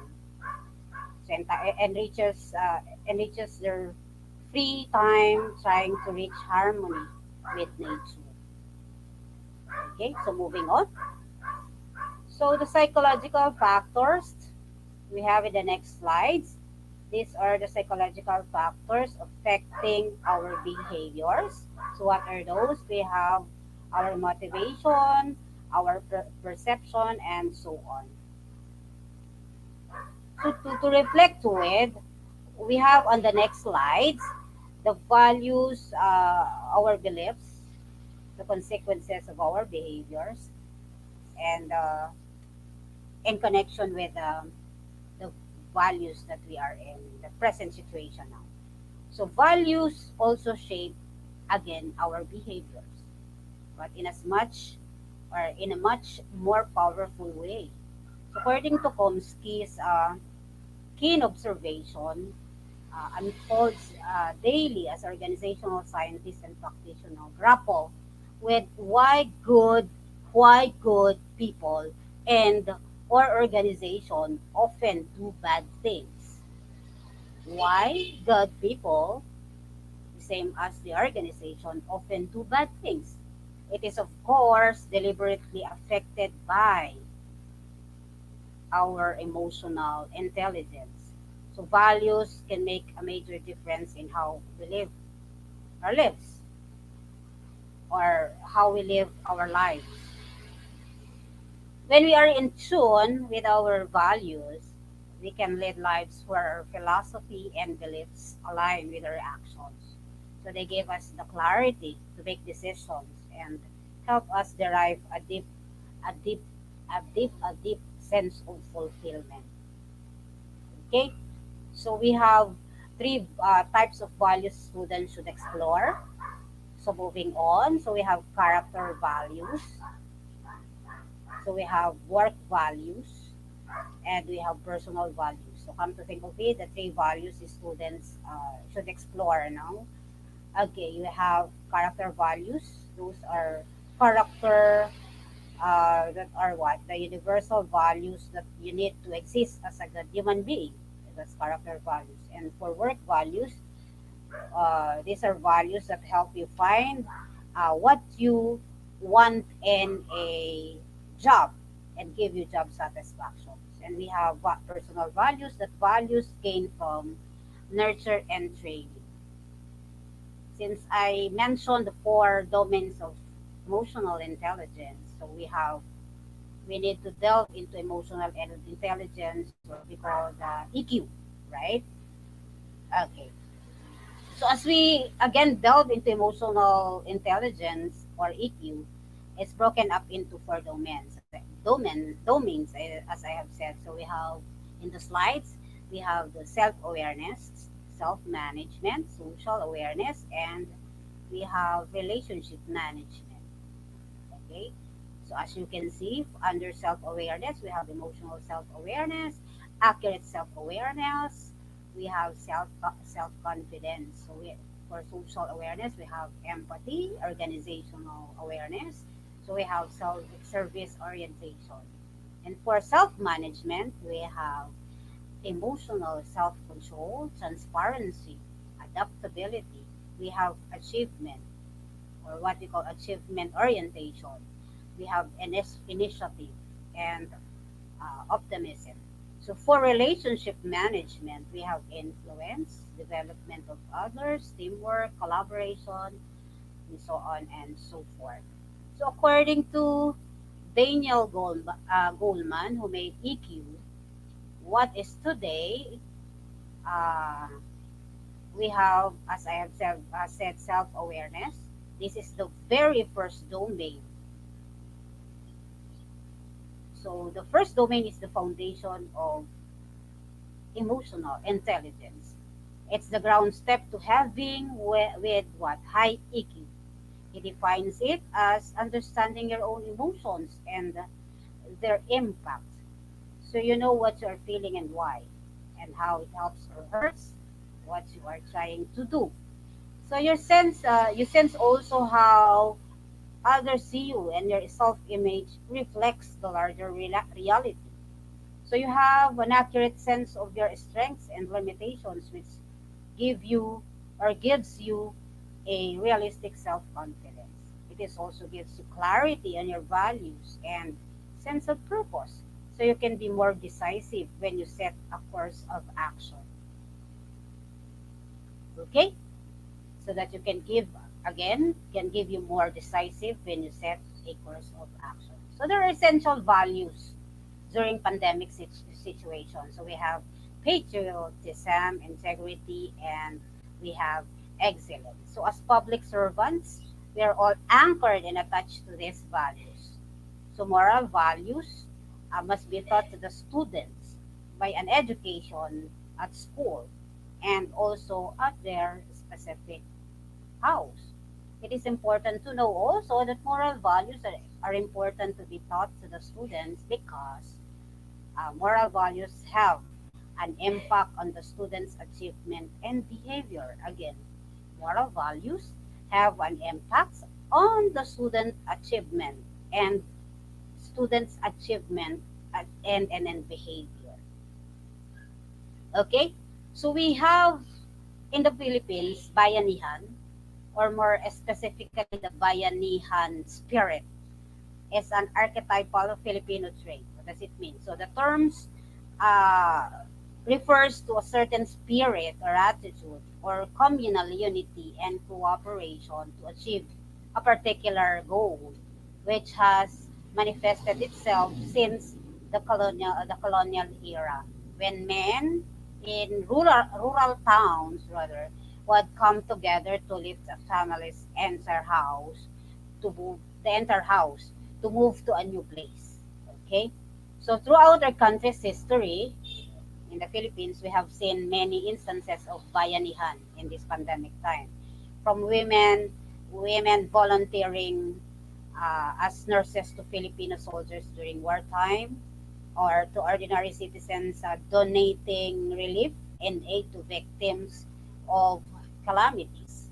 So as it takes many forms, bayanihan cannot simply be defined or encapsulated by a single word, but involves what we call kinship. So as public servants, we are all anchored and attached to these values. Okay, so moving on. So we have core values. Okay, so we need to reflect. Values again are fostered since to reflect on the discussion that values are fostered since childhood through the process of sharing and analyzing individuals' experience based on certain concepts such as I have said, goodness, beauty, love, etc. And again, rules and standards are also important for value development. All people tend to seek values and recognition. We are also considering the cognitive aspect of John Piaget of what valuing values in life is life's important value in itself. So let us reflect the questions of why do you say that you learned your lesson. Okay, so what are the values that we need to consider moving on.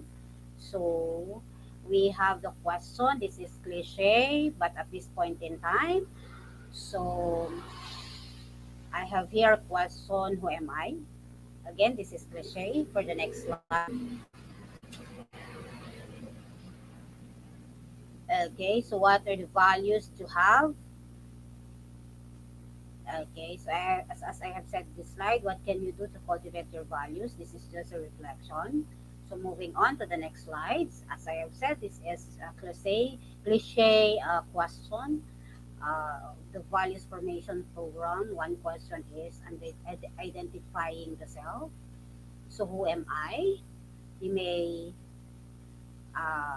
post your answer in the comment section. So what are the values you have? Kindly post your questions or rather your answers on the comment section. Okay. So one question. Okay, while waiting, moving on.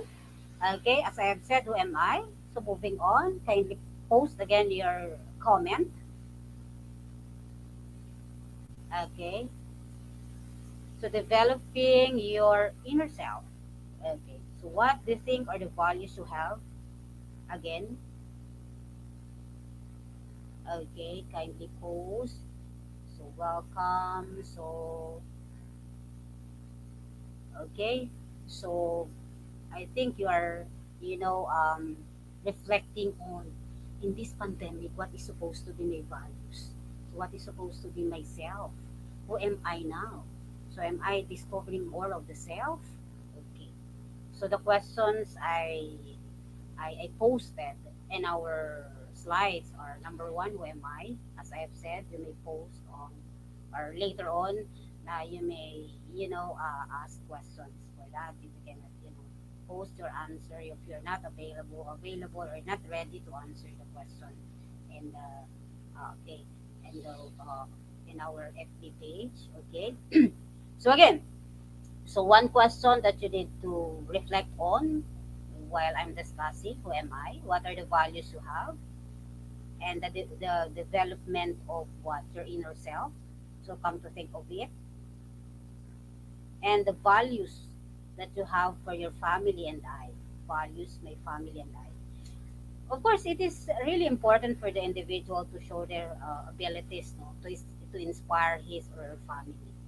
So what is my values for my family and my values uh, for myself to my family.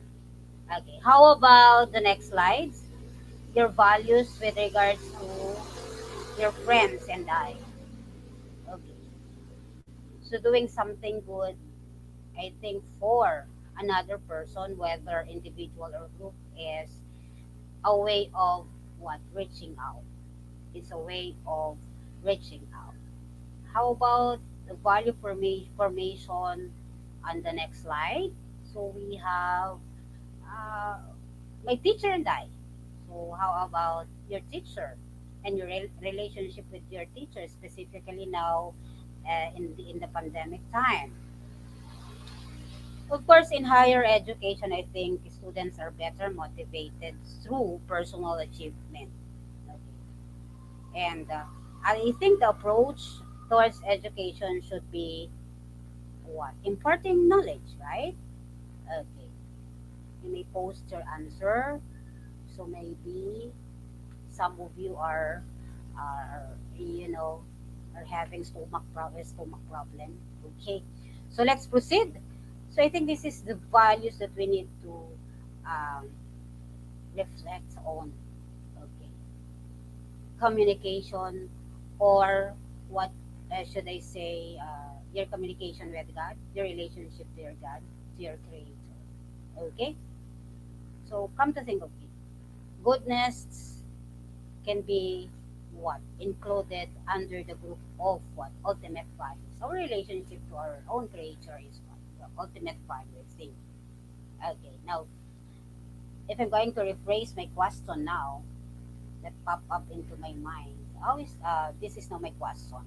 How are you related with your creator of your God now? Okay.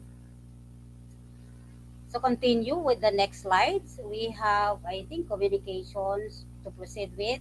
We have communication with self. Okay. So a while back we had our exercise with Sir Romeo. Okay. So what is our communication with self? Hello, self. Okay, when you say hello world, um, consider the position of yourself now. Okay, so what is your communication with yourself? Hello, self. One is remembered for what one does for others, not for what one does for self. But you need to consider your, as I have said, your physical, emotional, intellectual, your mental health. Okay, so values at this point in time, or values education should help by one, eliminating violence, fanaticism or fanaticism. Okay, so again, moving on, communication with others. You may, I think you're hungry. In the Philippines, they are on uh, uh, barely our lunch now. Okay, last we have communications with others. So we have happiness. If the, I think it's a byproduct of an effort to make someone else happy. I think that's the bottom. Okay, so I would like to give you the well, the message for today's webinar, since I'm the last. Okay, from Kurt Vonnegut. So, according to him, no moral value is greater than humanity. Again, thank you, IGP, uh, for giving us the opportunity to, in this platform, to share our knowledge. Thank you very much for all the responses. Such a great Yeah, and thank meeting. Thank you, mom, and thank you, yeah, thank you IGP. so much to thank you very much too for sharing your time. And Yes, yeah, I also tried answering some of the reflective questions that you have posted, and it really needs time to think about it, to yes, look back and reflect of what kind of values we are currently upholding.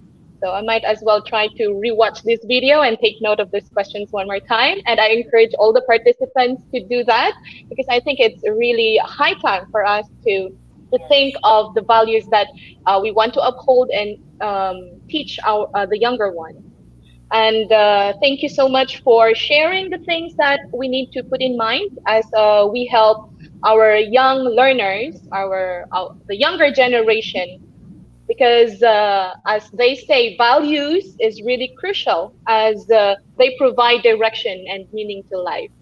Is that true? But I think it is. So thank you so much, Ma'am Jocelyn. And now I would like to thank our attendees for being actively participating in our discussions.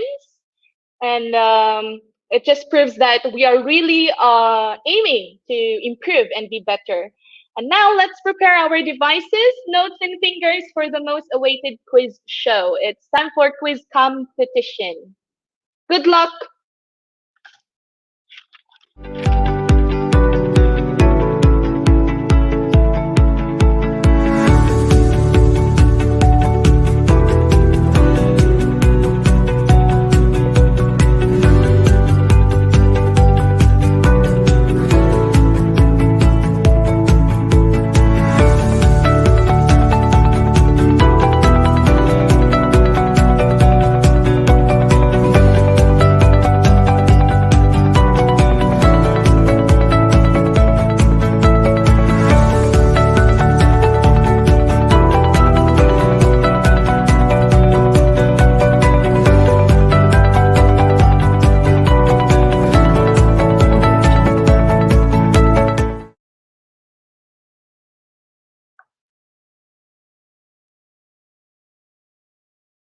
All right. So we encourage everyone while waiting for our quiz show, if you have questions, please prepare them after our quiz show. We're going to have question and answer portion. Well, we already have 85 joiners. So the link of our Slido quiz is in our chat box. So just click that one and it will direct you to slido.com. Those who won't be able to join the Slido, you still can actively participate by commenting your answers in our chat box.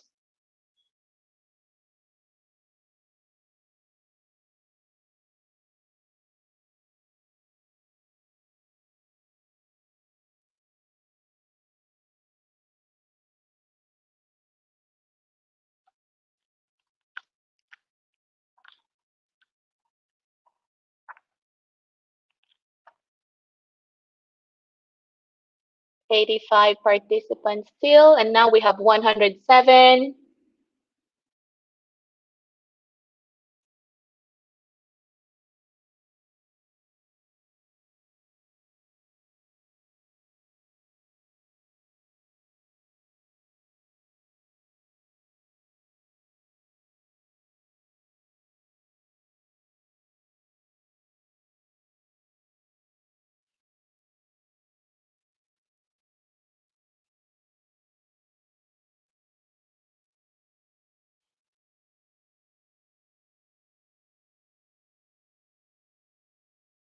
One 113. Welcome all participants.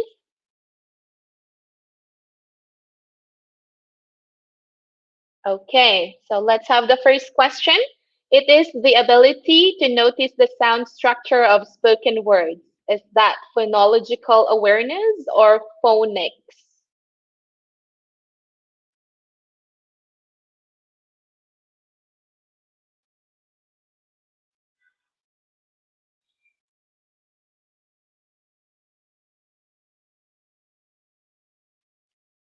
80% answered phonological awareness, which is correct. Let's go to the first leaderboard. Second question. It is the ability to read a text quickly, accurately, and with proper expression. Fluency or phonics?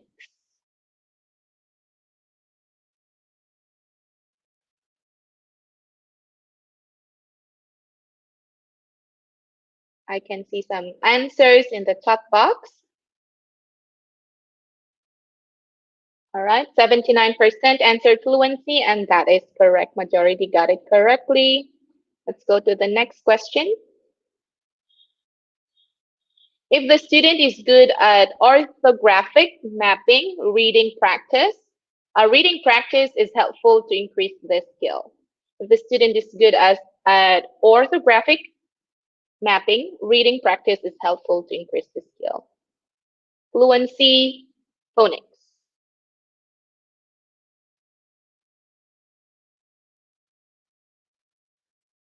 Okay, and the answer is fluency.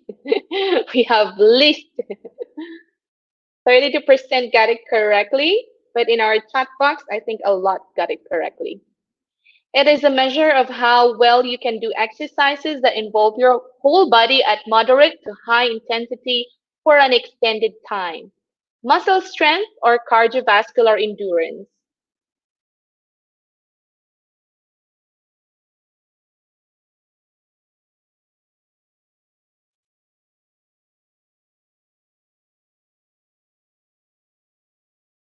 %58 answered cardiovascular endurance, and the answer is correct. Half answers from our commenters in our boxes. It is the ability of each joint to move through the available range of motion for a specific joint. Is that flexibility or cardiovascular endurance?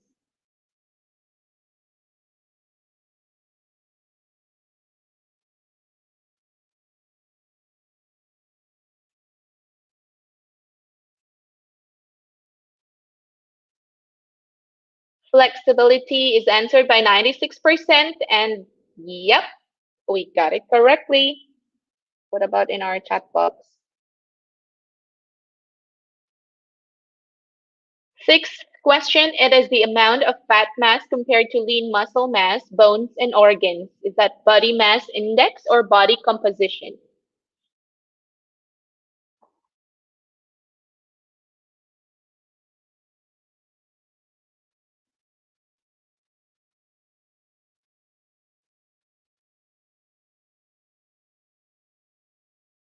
%55 answered body mass index, but the answer is body composition.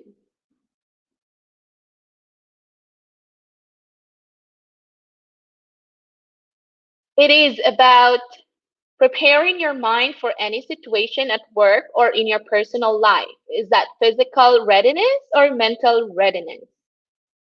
We have to get it correctly.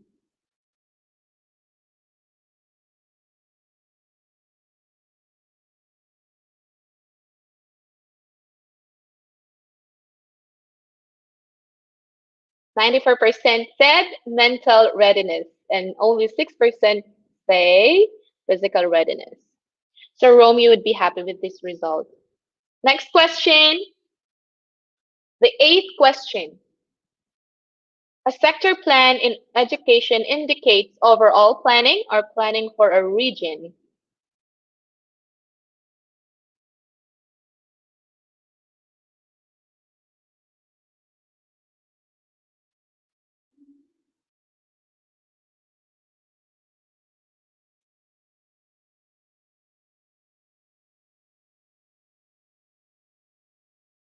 Ni- 59% said overall planning, 41% planning for a region. Overall planning is the correct answer. Let's go to the ninth question.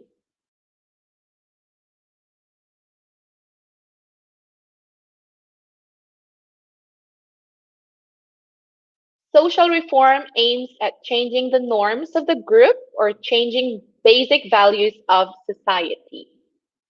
Social reform aims at changing the norms of the group or changing basic values of society.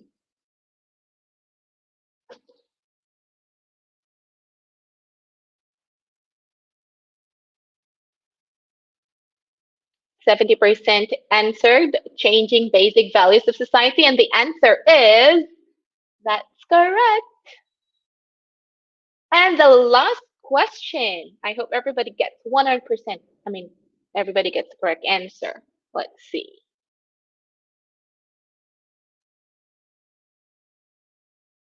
In higher education, students are better motivated through competition or personal achievement.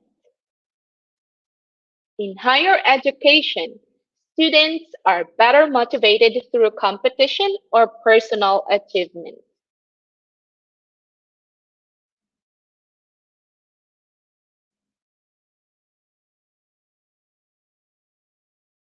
78% said personal achievement, and that is correct.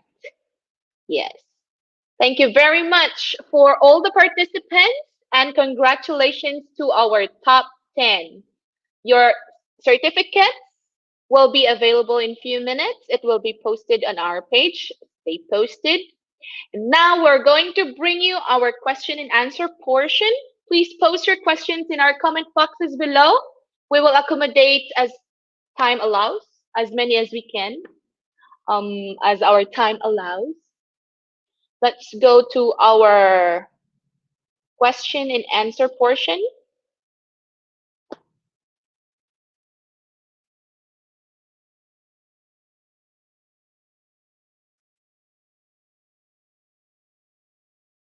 Again, please type the names of those specific speakers that you want to answer your questions, address them. And you are very much encouraged to post as many questions as you can.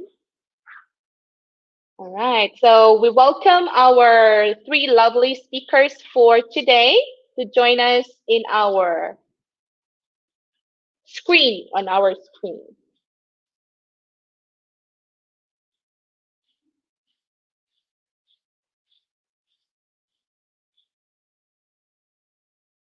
I will still have the results of our quiz competition. So again, congratulations, top 10 winners. Your certificates will be available in few minutes.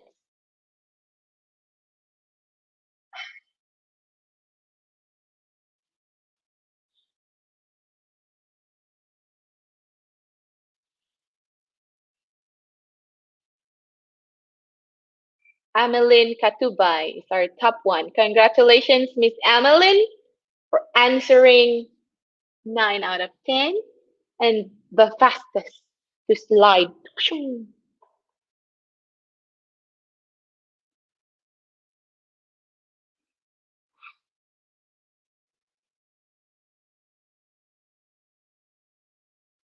All right, some reminders.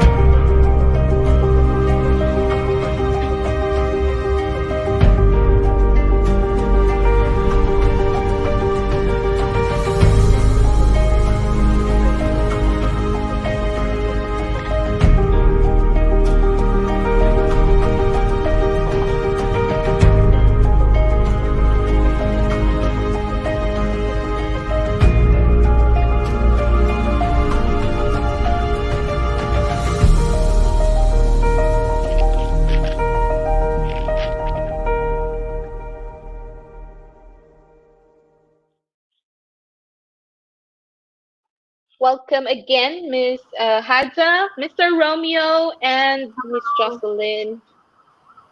All right, so we have our questions here. The first question is from Manolita Oligo. For Miss Alucha, Mr. Katuday, and Miss Pundav Pundavella. Should be Pundavella? Yes, Yeah. correct. What what effect does the change from a conventional flipped classroom format to an online flipped format have a student have on student learning performance? So any of you can answer the question? Let me do it first. Hello, Manolita Ramos Oligo. It is actually a major flip, all right? Because from before, pre-COVID situation, there are numerous challenges, and this time it evolved to another numerous challenges also that we are facing because of this COVID-19 pandemic situation. Now, the catch here is we have to ace the new normal situation. Through our talk, it will help us a lot improve in better ways so that we could strive more, help our students to perform and excel in their performance. So the challenge lies on the people who are well informed and aware of the current situation. If they are ready, if they are eager to help, if they are aware and they demonstrate goodness and kindness to everyone, then there will be better performance among the learning of the students. Thank you. Yes, ma'am. May I answer the question? Yeah. Okay, because of the old style, because of the usual activity of the student before the pandemic happens, I think they were affected based on having the question, how are they going to be assessed? And what are the activities that they may or they must perform? Are they going to be assessed and graded based on the similar activities before? Or do they have the accessibility internet-wise, connectivity-wise? How are they going to cope up with the new situation or the new setup of education, depending on the modality? So these are the considerations or maybe the issues no concerning the student. How are they going to cope up with the new situation? And I think that's the main adjustment, from the old style, from the flipped classroom towards the new situation. So I think that's the main idea there, and that's the main issues where the students actually concerned about. Thank you very much. Okay, so I think my main concern, aside from, of course, the classroom, the conventional classroom, into a new normal setup, is our concern of the mental status of our students because we don't know what is the level of their mental, capabilities and their emotional level up to now. It's because of the modalities given.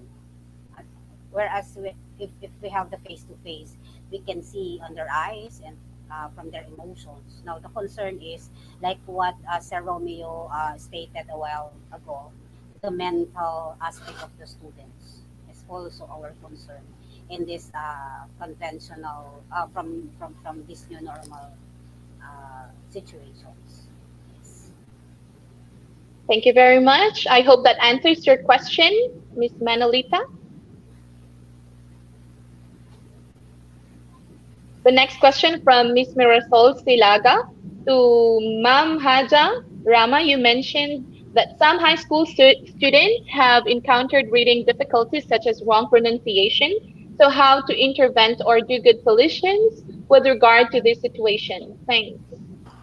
All right, a very good question, Ms. Mirasol Silata. In our local context, we have our local innovation. So therefore, we could intervene in their situation strategically to localize our intervention depending on their needs. Specifically, if they mispronounce the words, we do not necessarily need to humiliate them, but we could correct them in a nice manner. Their difficulties is not their hindrances, so we better have our best approach to improve their reading comprehension. So it's not a problem that they mispronounce it.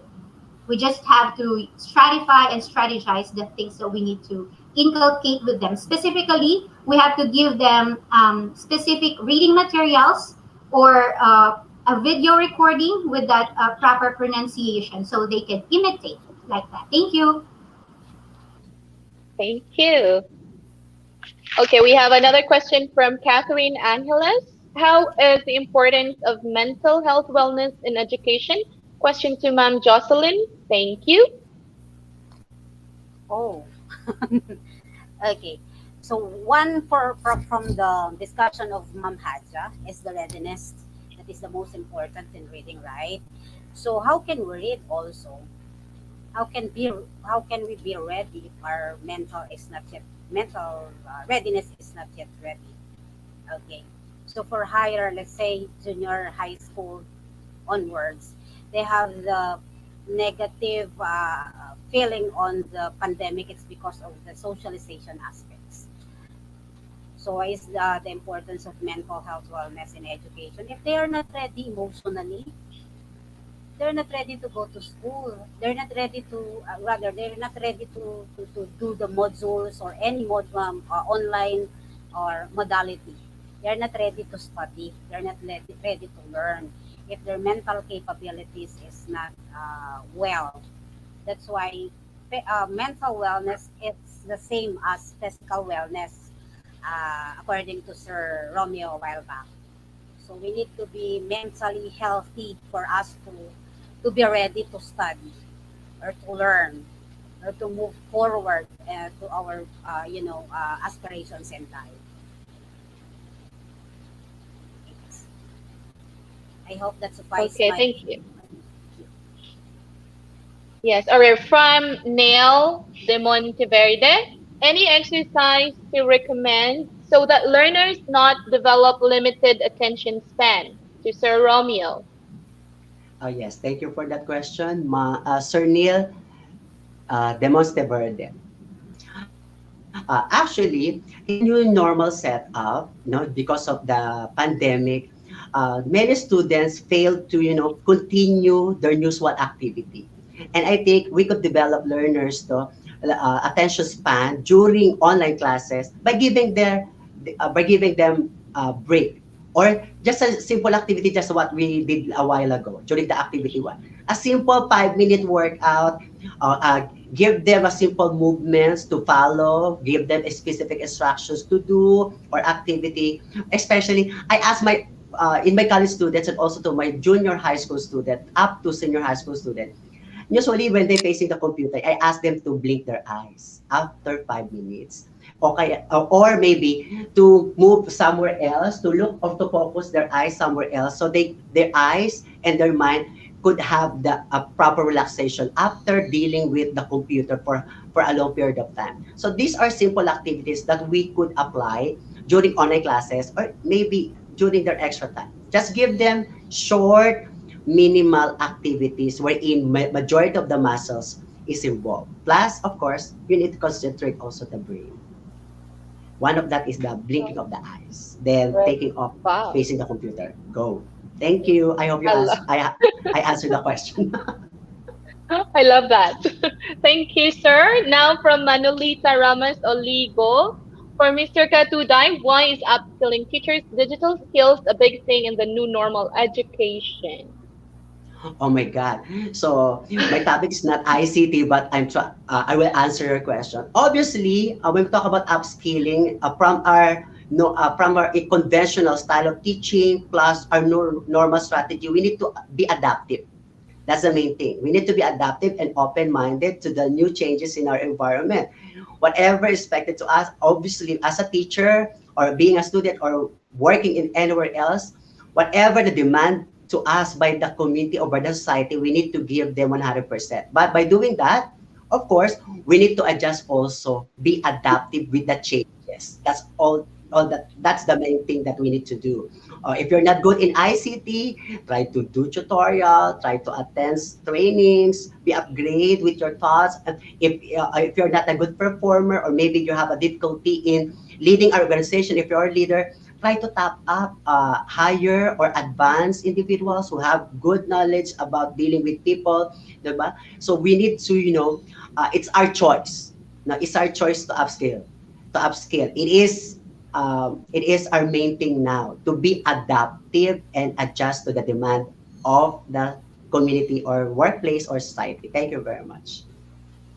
Thank you. Nice answer, sir. I totally agree with that. From Marlon Marmol to Ma'am Haja, how can we inspire more our learners, our parents, and families to read a lot if they are suffering from poverty, calamity, or pandemic? Thanks so much. Okay. Miss Haja, you're on mute. All right. This question of Marlon Marmol is actually a reality in humanity. Now, because we are living in this VUCA world, which is volatile, uncertain, complex, and ambiguous, poverty, calamity, pandemic is really a reality. Now, inspiring learners, parents, and families to read a lot is not just a challenge for today's present time, even before. So, the key thing that we need to inspire them is by our demonstrativeness, as I have reiterated a while back. We should be readily available to our friends, to our learners, to our parents, to our families, to the people around us. We show support. In that way, we could inspire them. Okay, because poverty, calamity, and pandemic are really what we are experiencing in this generation and even before. So there's no such thing as problem with these things. The way how we handle our perspective is the challenge. Thank you. Thank you, Miss Haja. Do we still have more questions? Well, I love the question.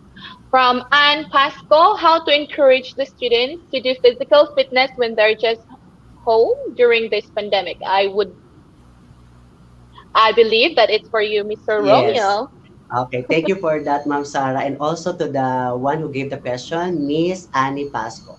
Obviously, when we talk about engagement in different physical activity, to be physically fit, there are considerations. Aside from your health, of course, availability of the materials or the facility. But because we are now in the pandemic time, I think it is for us, it's our duty to teach our learners or our students to have an alternative activity at home. Consider all the chores at home that may be equivalent to be substituted to the usual exercise activity. For example, climbing a stairs, that is a good leg power exercise. That is also considered as repeated climbing of stairs, going down, going up repeatedly. That is a good aerobics exercise already.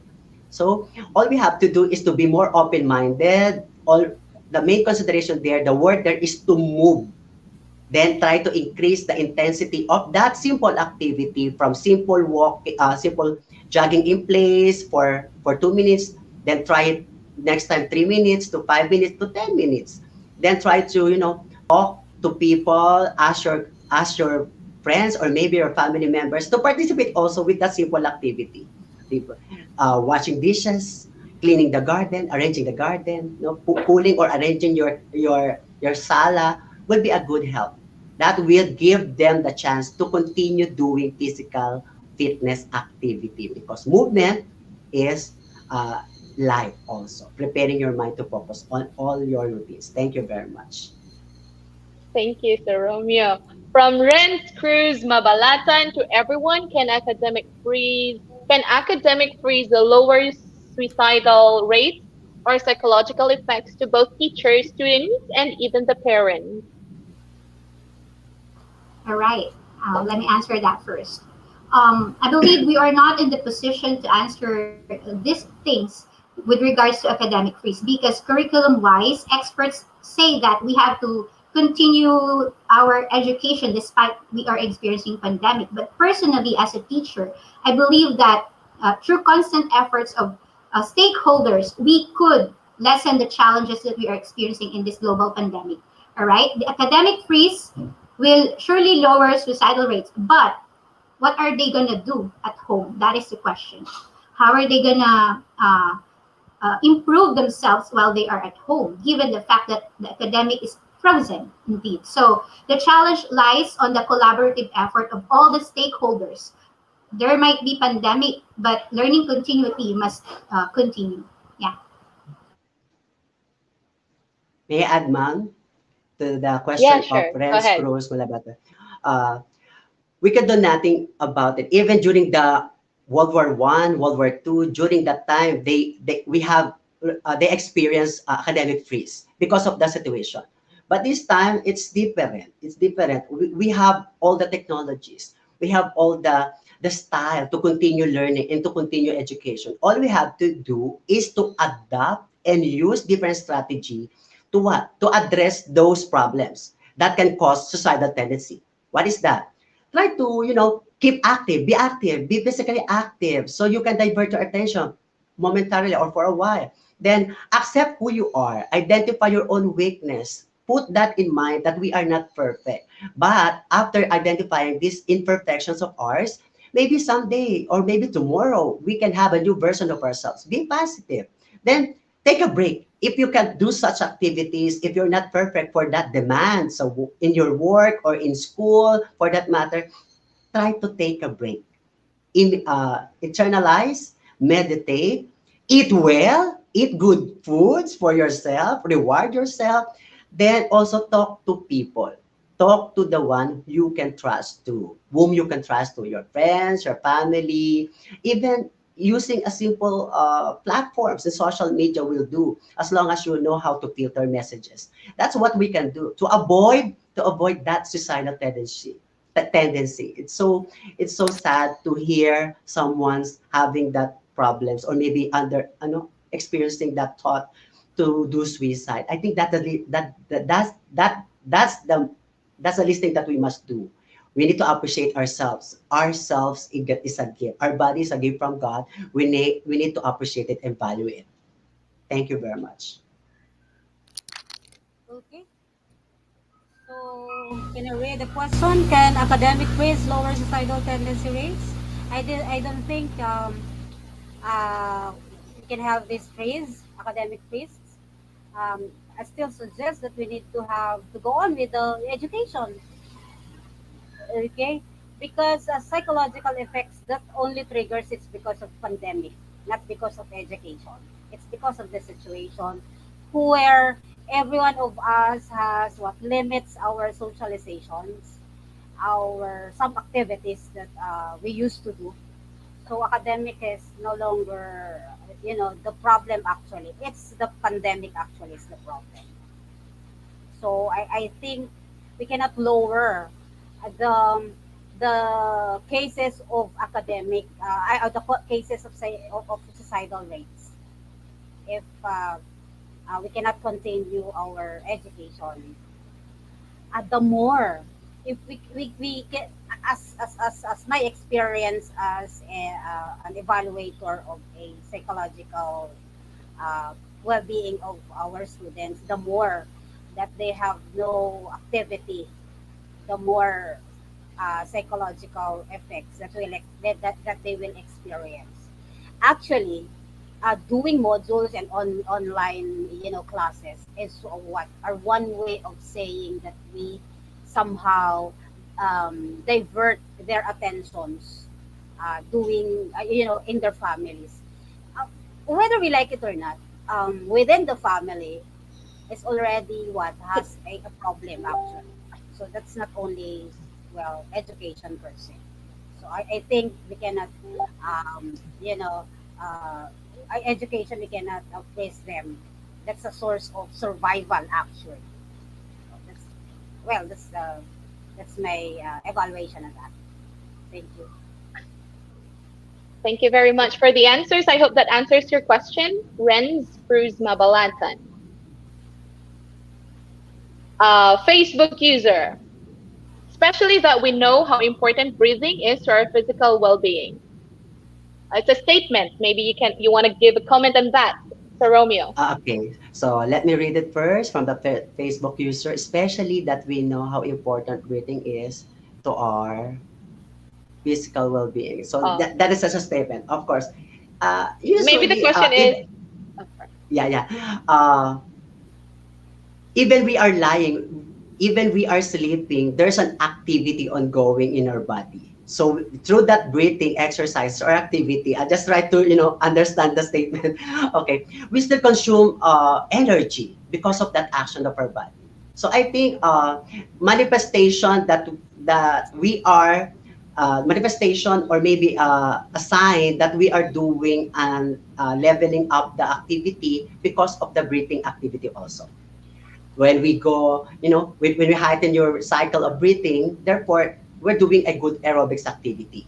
we're trying to intensify or level up the so-called involvement in that specific movement or action. So breathing activity or exercise, you know, it is a sign that we are doing aerobics activity also or exercise per se. Okay, so that will be all. Thank you. Thank you, Sir Romeo. Yes. All right. So that's the end of our Q&A. Thank you so very much to our lovely and amazing and awesome three speakers for sharing your expertise, your knowledge in these areas. And thank you so much. See you later. Thank you, Sarah. Thank you, Thank you so much, IGP. Miss Sarah, and Thank you to our also to participants. IGP. Thank you, sir. Thank Wow. you. Yeah. Uh, Well, I believe that we were able to gain a lot of knowledge and insight from the talk and the question and answer portion. Thank you so very much for your active participation during the discussion. And I just want to ask everyone to please leave us review below and share this webinar with your friends and colleagues. Your simple act of support will help us reach out to more people to be more empowered. Now for your e-certificates, a code will then be provided momentarily, which will be used to claim your certificates. So keep tuning in our announcement. Our announcement for today: double bonus with regular webinar. Along with our regular webinars, we also have added webinars on every weekend. That is today, Sunday morning, on the month of October. October morning session date is on the 3rd of October, the 10th of October, and the 21st of October at 9:30 a.m. BST.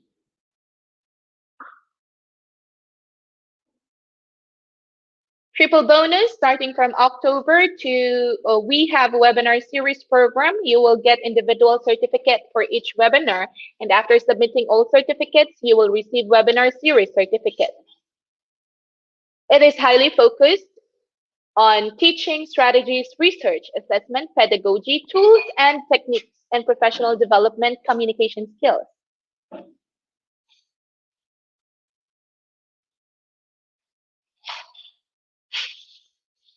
Our first webinar series program, this is a five parts webinar series. Topic: authentic assessment in teaching and learning. We're already done with the first part, and the next one will be on the 4th of October, the 7th of October. The part 4 will be on the 10th of October, and the last part will be on the 26th of October.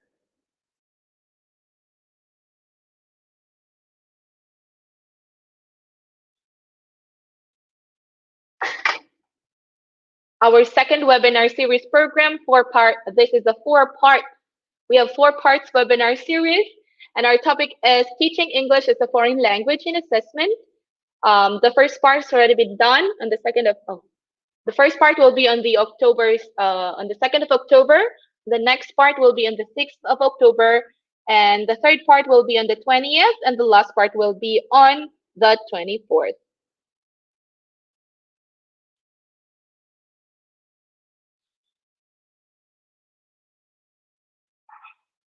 Our third webinar series program topic is digital classroom engagement tools. This will commence on the 11th of October, and the second part will be on the next day, the 12th of October. The third part is on the 13th. The fourth part is on the 14th, and the last part is on the 15th.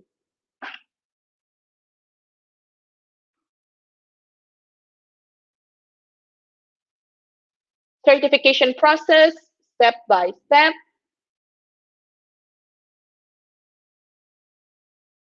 You can join all our live programs from our Facebook page, our Facebook group, our YouTube channel, and our website. So, if anyone missed any program due to some unavoidable issues, you still can attend our previous webinars with a verified certificate.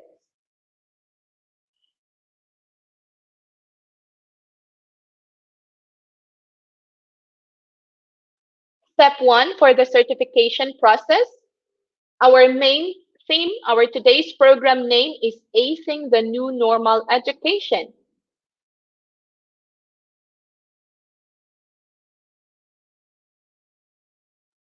Certification link will now is certification link is available in the comment box and pinned comment.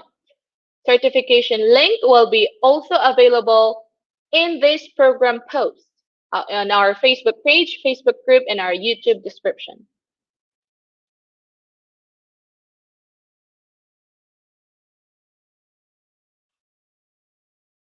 You can claim your certificate in two ways.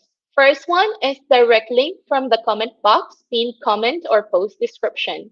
The second one, if you are not able to click this link, you can directly browse our page www.eduigp.com for all information together. Find today's program, which is Acing the New Normal in Education, then process are the same.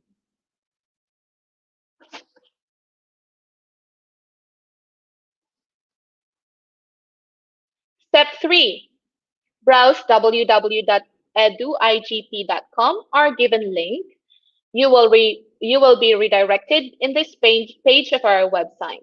You can also find our YouTube link and click enroll now.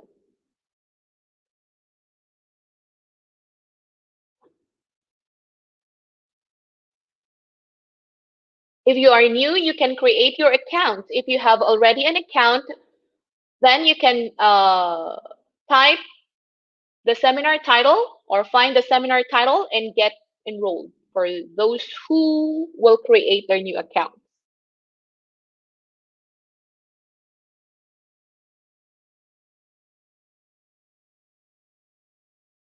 And the last step, the most important, is for you to have our code. So our code for today's program is IGP 8686. Please note of this code. You can copy it on your notes, take a screenshot, and then you can use this to claim your certificates anytime at your convenience. Because without code, no one is eligible for a certificate.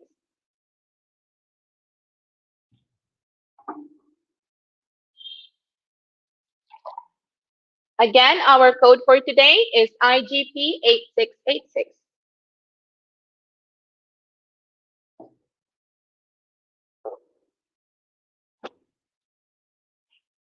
The last step, with code, click Get Your Certificate and enter our code, which is IGP 8686, and then get your certificate. It should be automatically downloaded.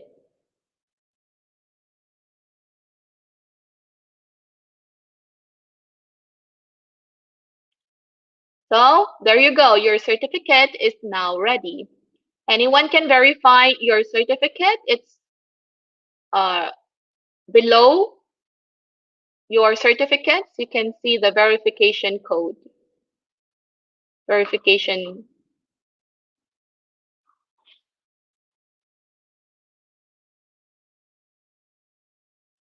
Our free international webinar certificate is auto-downloadable in PDF file. You don't need to download it manually, so check your device file manager. Sometimes it looks uncompleted, which is for your mobile screen size. In PDF file, everything is perfect. Dear participants, if any problem raised to claim your certificate or any other issues, please don't hesitate to contact us.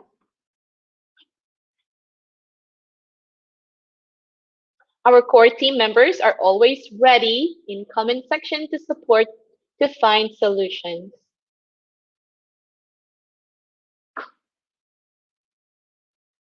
Our team customer service representative who have been working so hard to make this webinar work. Our Facebook page managers, Cherise Abejo Caberos and Janet Cablao. Team customer service representative. Team customer service representative in our from our Facebook group, Miss Sherilyn Yamaguchi, Jonas Malingen, Alonso Warren Cariaga. And our team customer service representative in our YouTube channel, They are Kelvin Linato, Joel Danuog, and Jeffrey Sayag.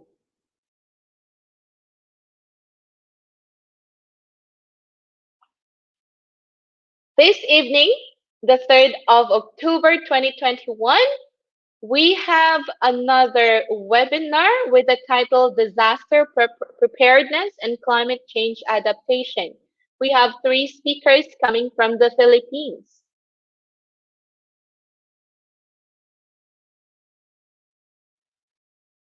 For our webinar series 1, part 2, we're already on part 2. That will be on the 4th of October with the title Authentic Assessment in Teaching and Learning.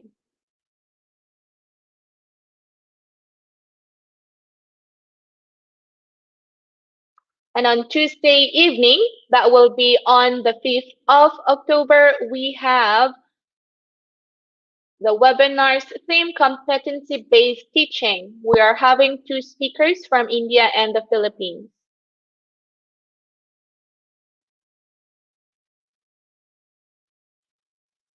Our webinar series 2, part 2, that will be on the 6th of October with the title Teaching English as a Foreign Language and Assessment.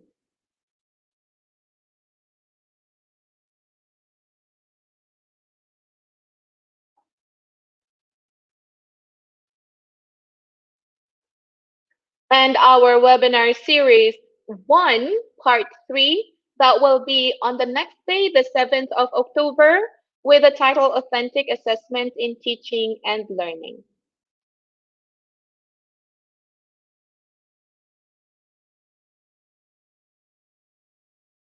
Next Friday, the 8th of October 2021, coming from the Philippines, we have three speakers going to discuss about the strategies in competent-based curriculum.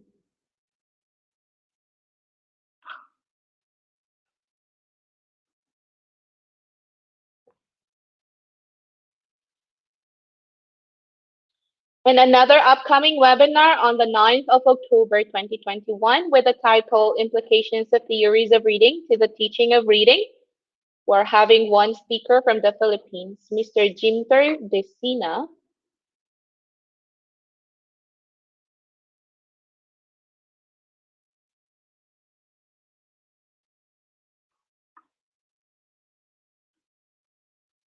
And another upcoming webinar on the 10th of October with the title Bringing Character Education in Classroom. That will be the morning session. We're having two speakers from the Philippines.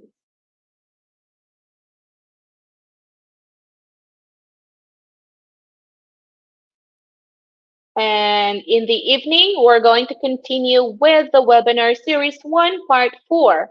That will be on the 10th of October with the title Authentic Assessment in Teaching and Learning.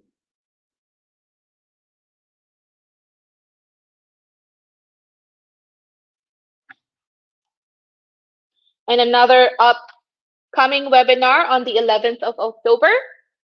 This is our webinar series part 1 on the 11th of October with the title Digital Classroom Engagement Tools with Edpuzzle.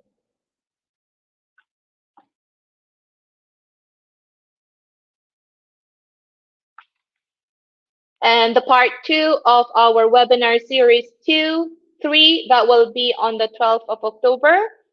The same, it's a digital classroom engagement tools with Kutobi.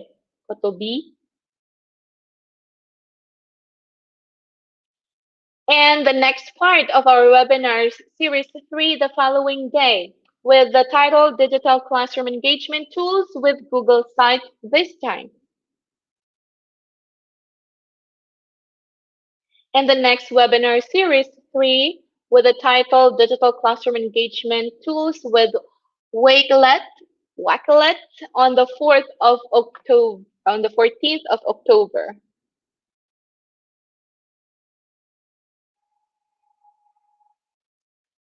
All right, and another upcoming webinar on the 15th of October.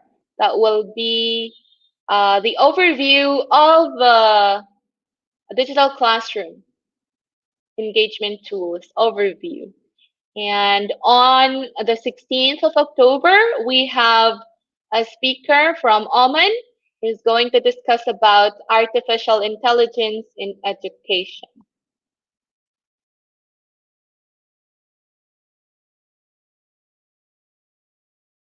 And another upcoming webinar on the 17th of October, Becoming by Overcoming. We have three speakers from the United States.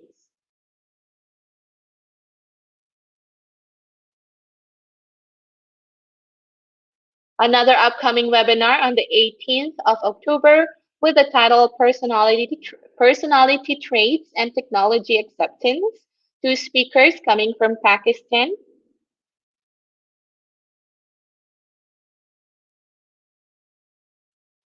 And on the 19th of October, with the title Subconscious Mind in Success, we have two speakers coming from the Philippines and India.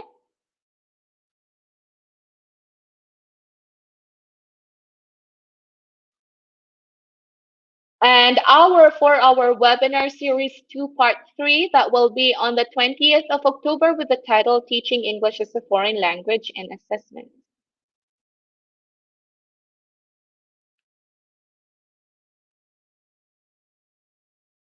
And on the 24th of October, the morning session with the title 21st Century Teaching and Learning. Demystified. We have two speakers coming from India.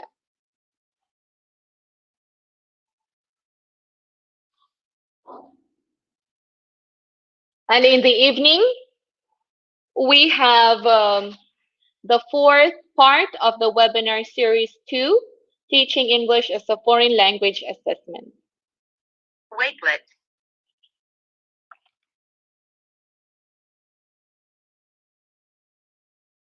On the 25th of October, we have more from the Philippines who's going to discuss the process to be a TVET trainer. That will be on the 25th of October.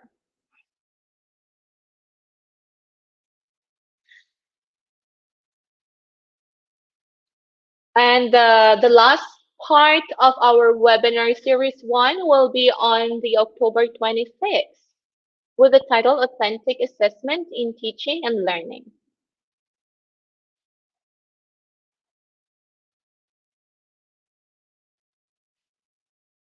And on the following day, the 27th of October, we have two speakers coming from the Philippines. They're going to discuss about innovative ways to teach research in distance learning.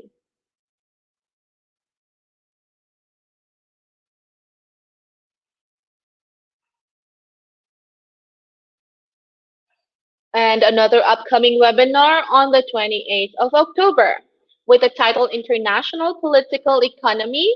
We're having one speaker from the Philippines.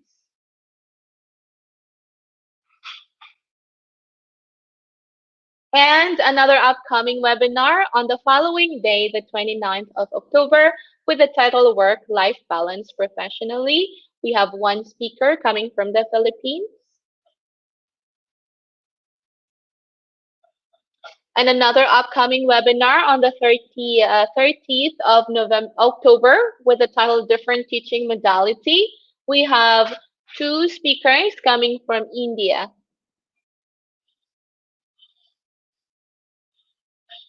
And another upcoming webinar on the 31st of October, Gamification, the Future of Distance Learning, coming from the Philippines.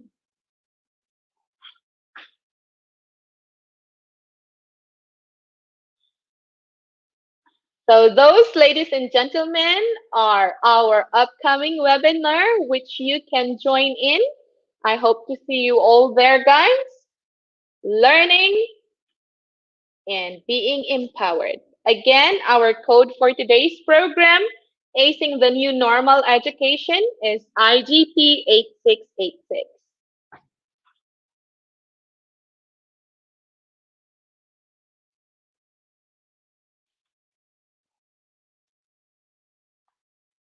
All right, so that's it for our webinar for today.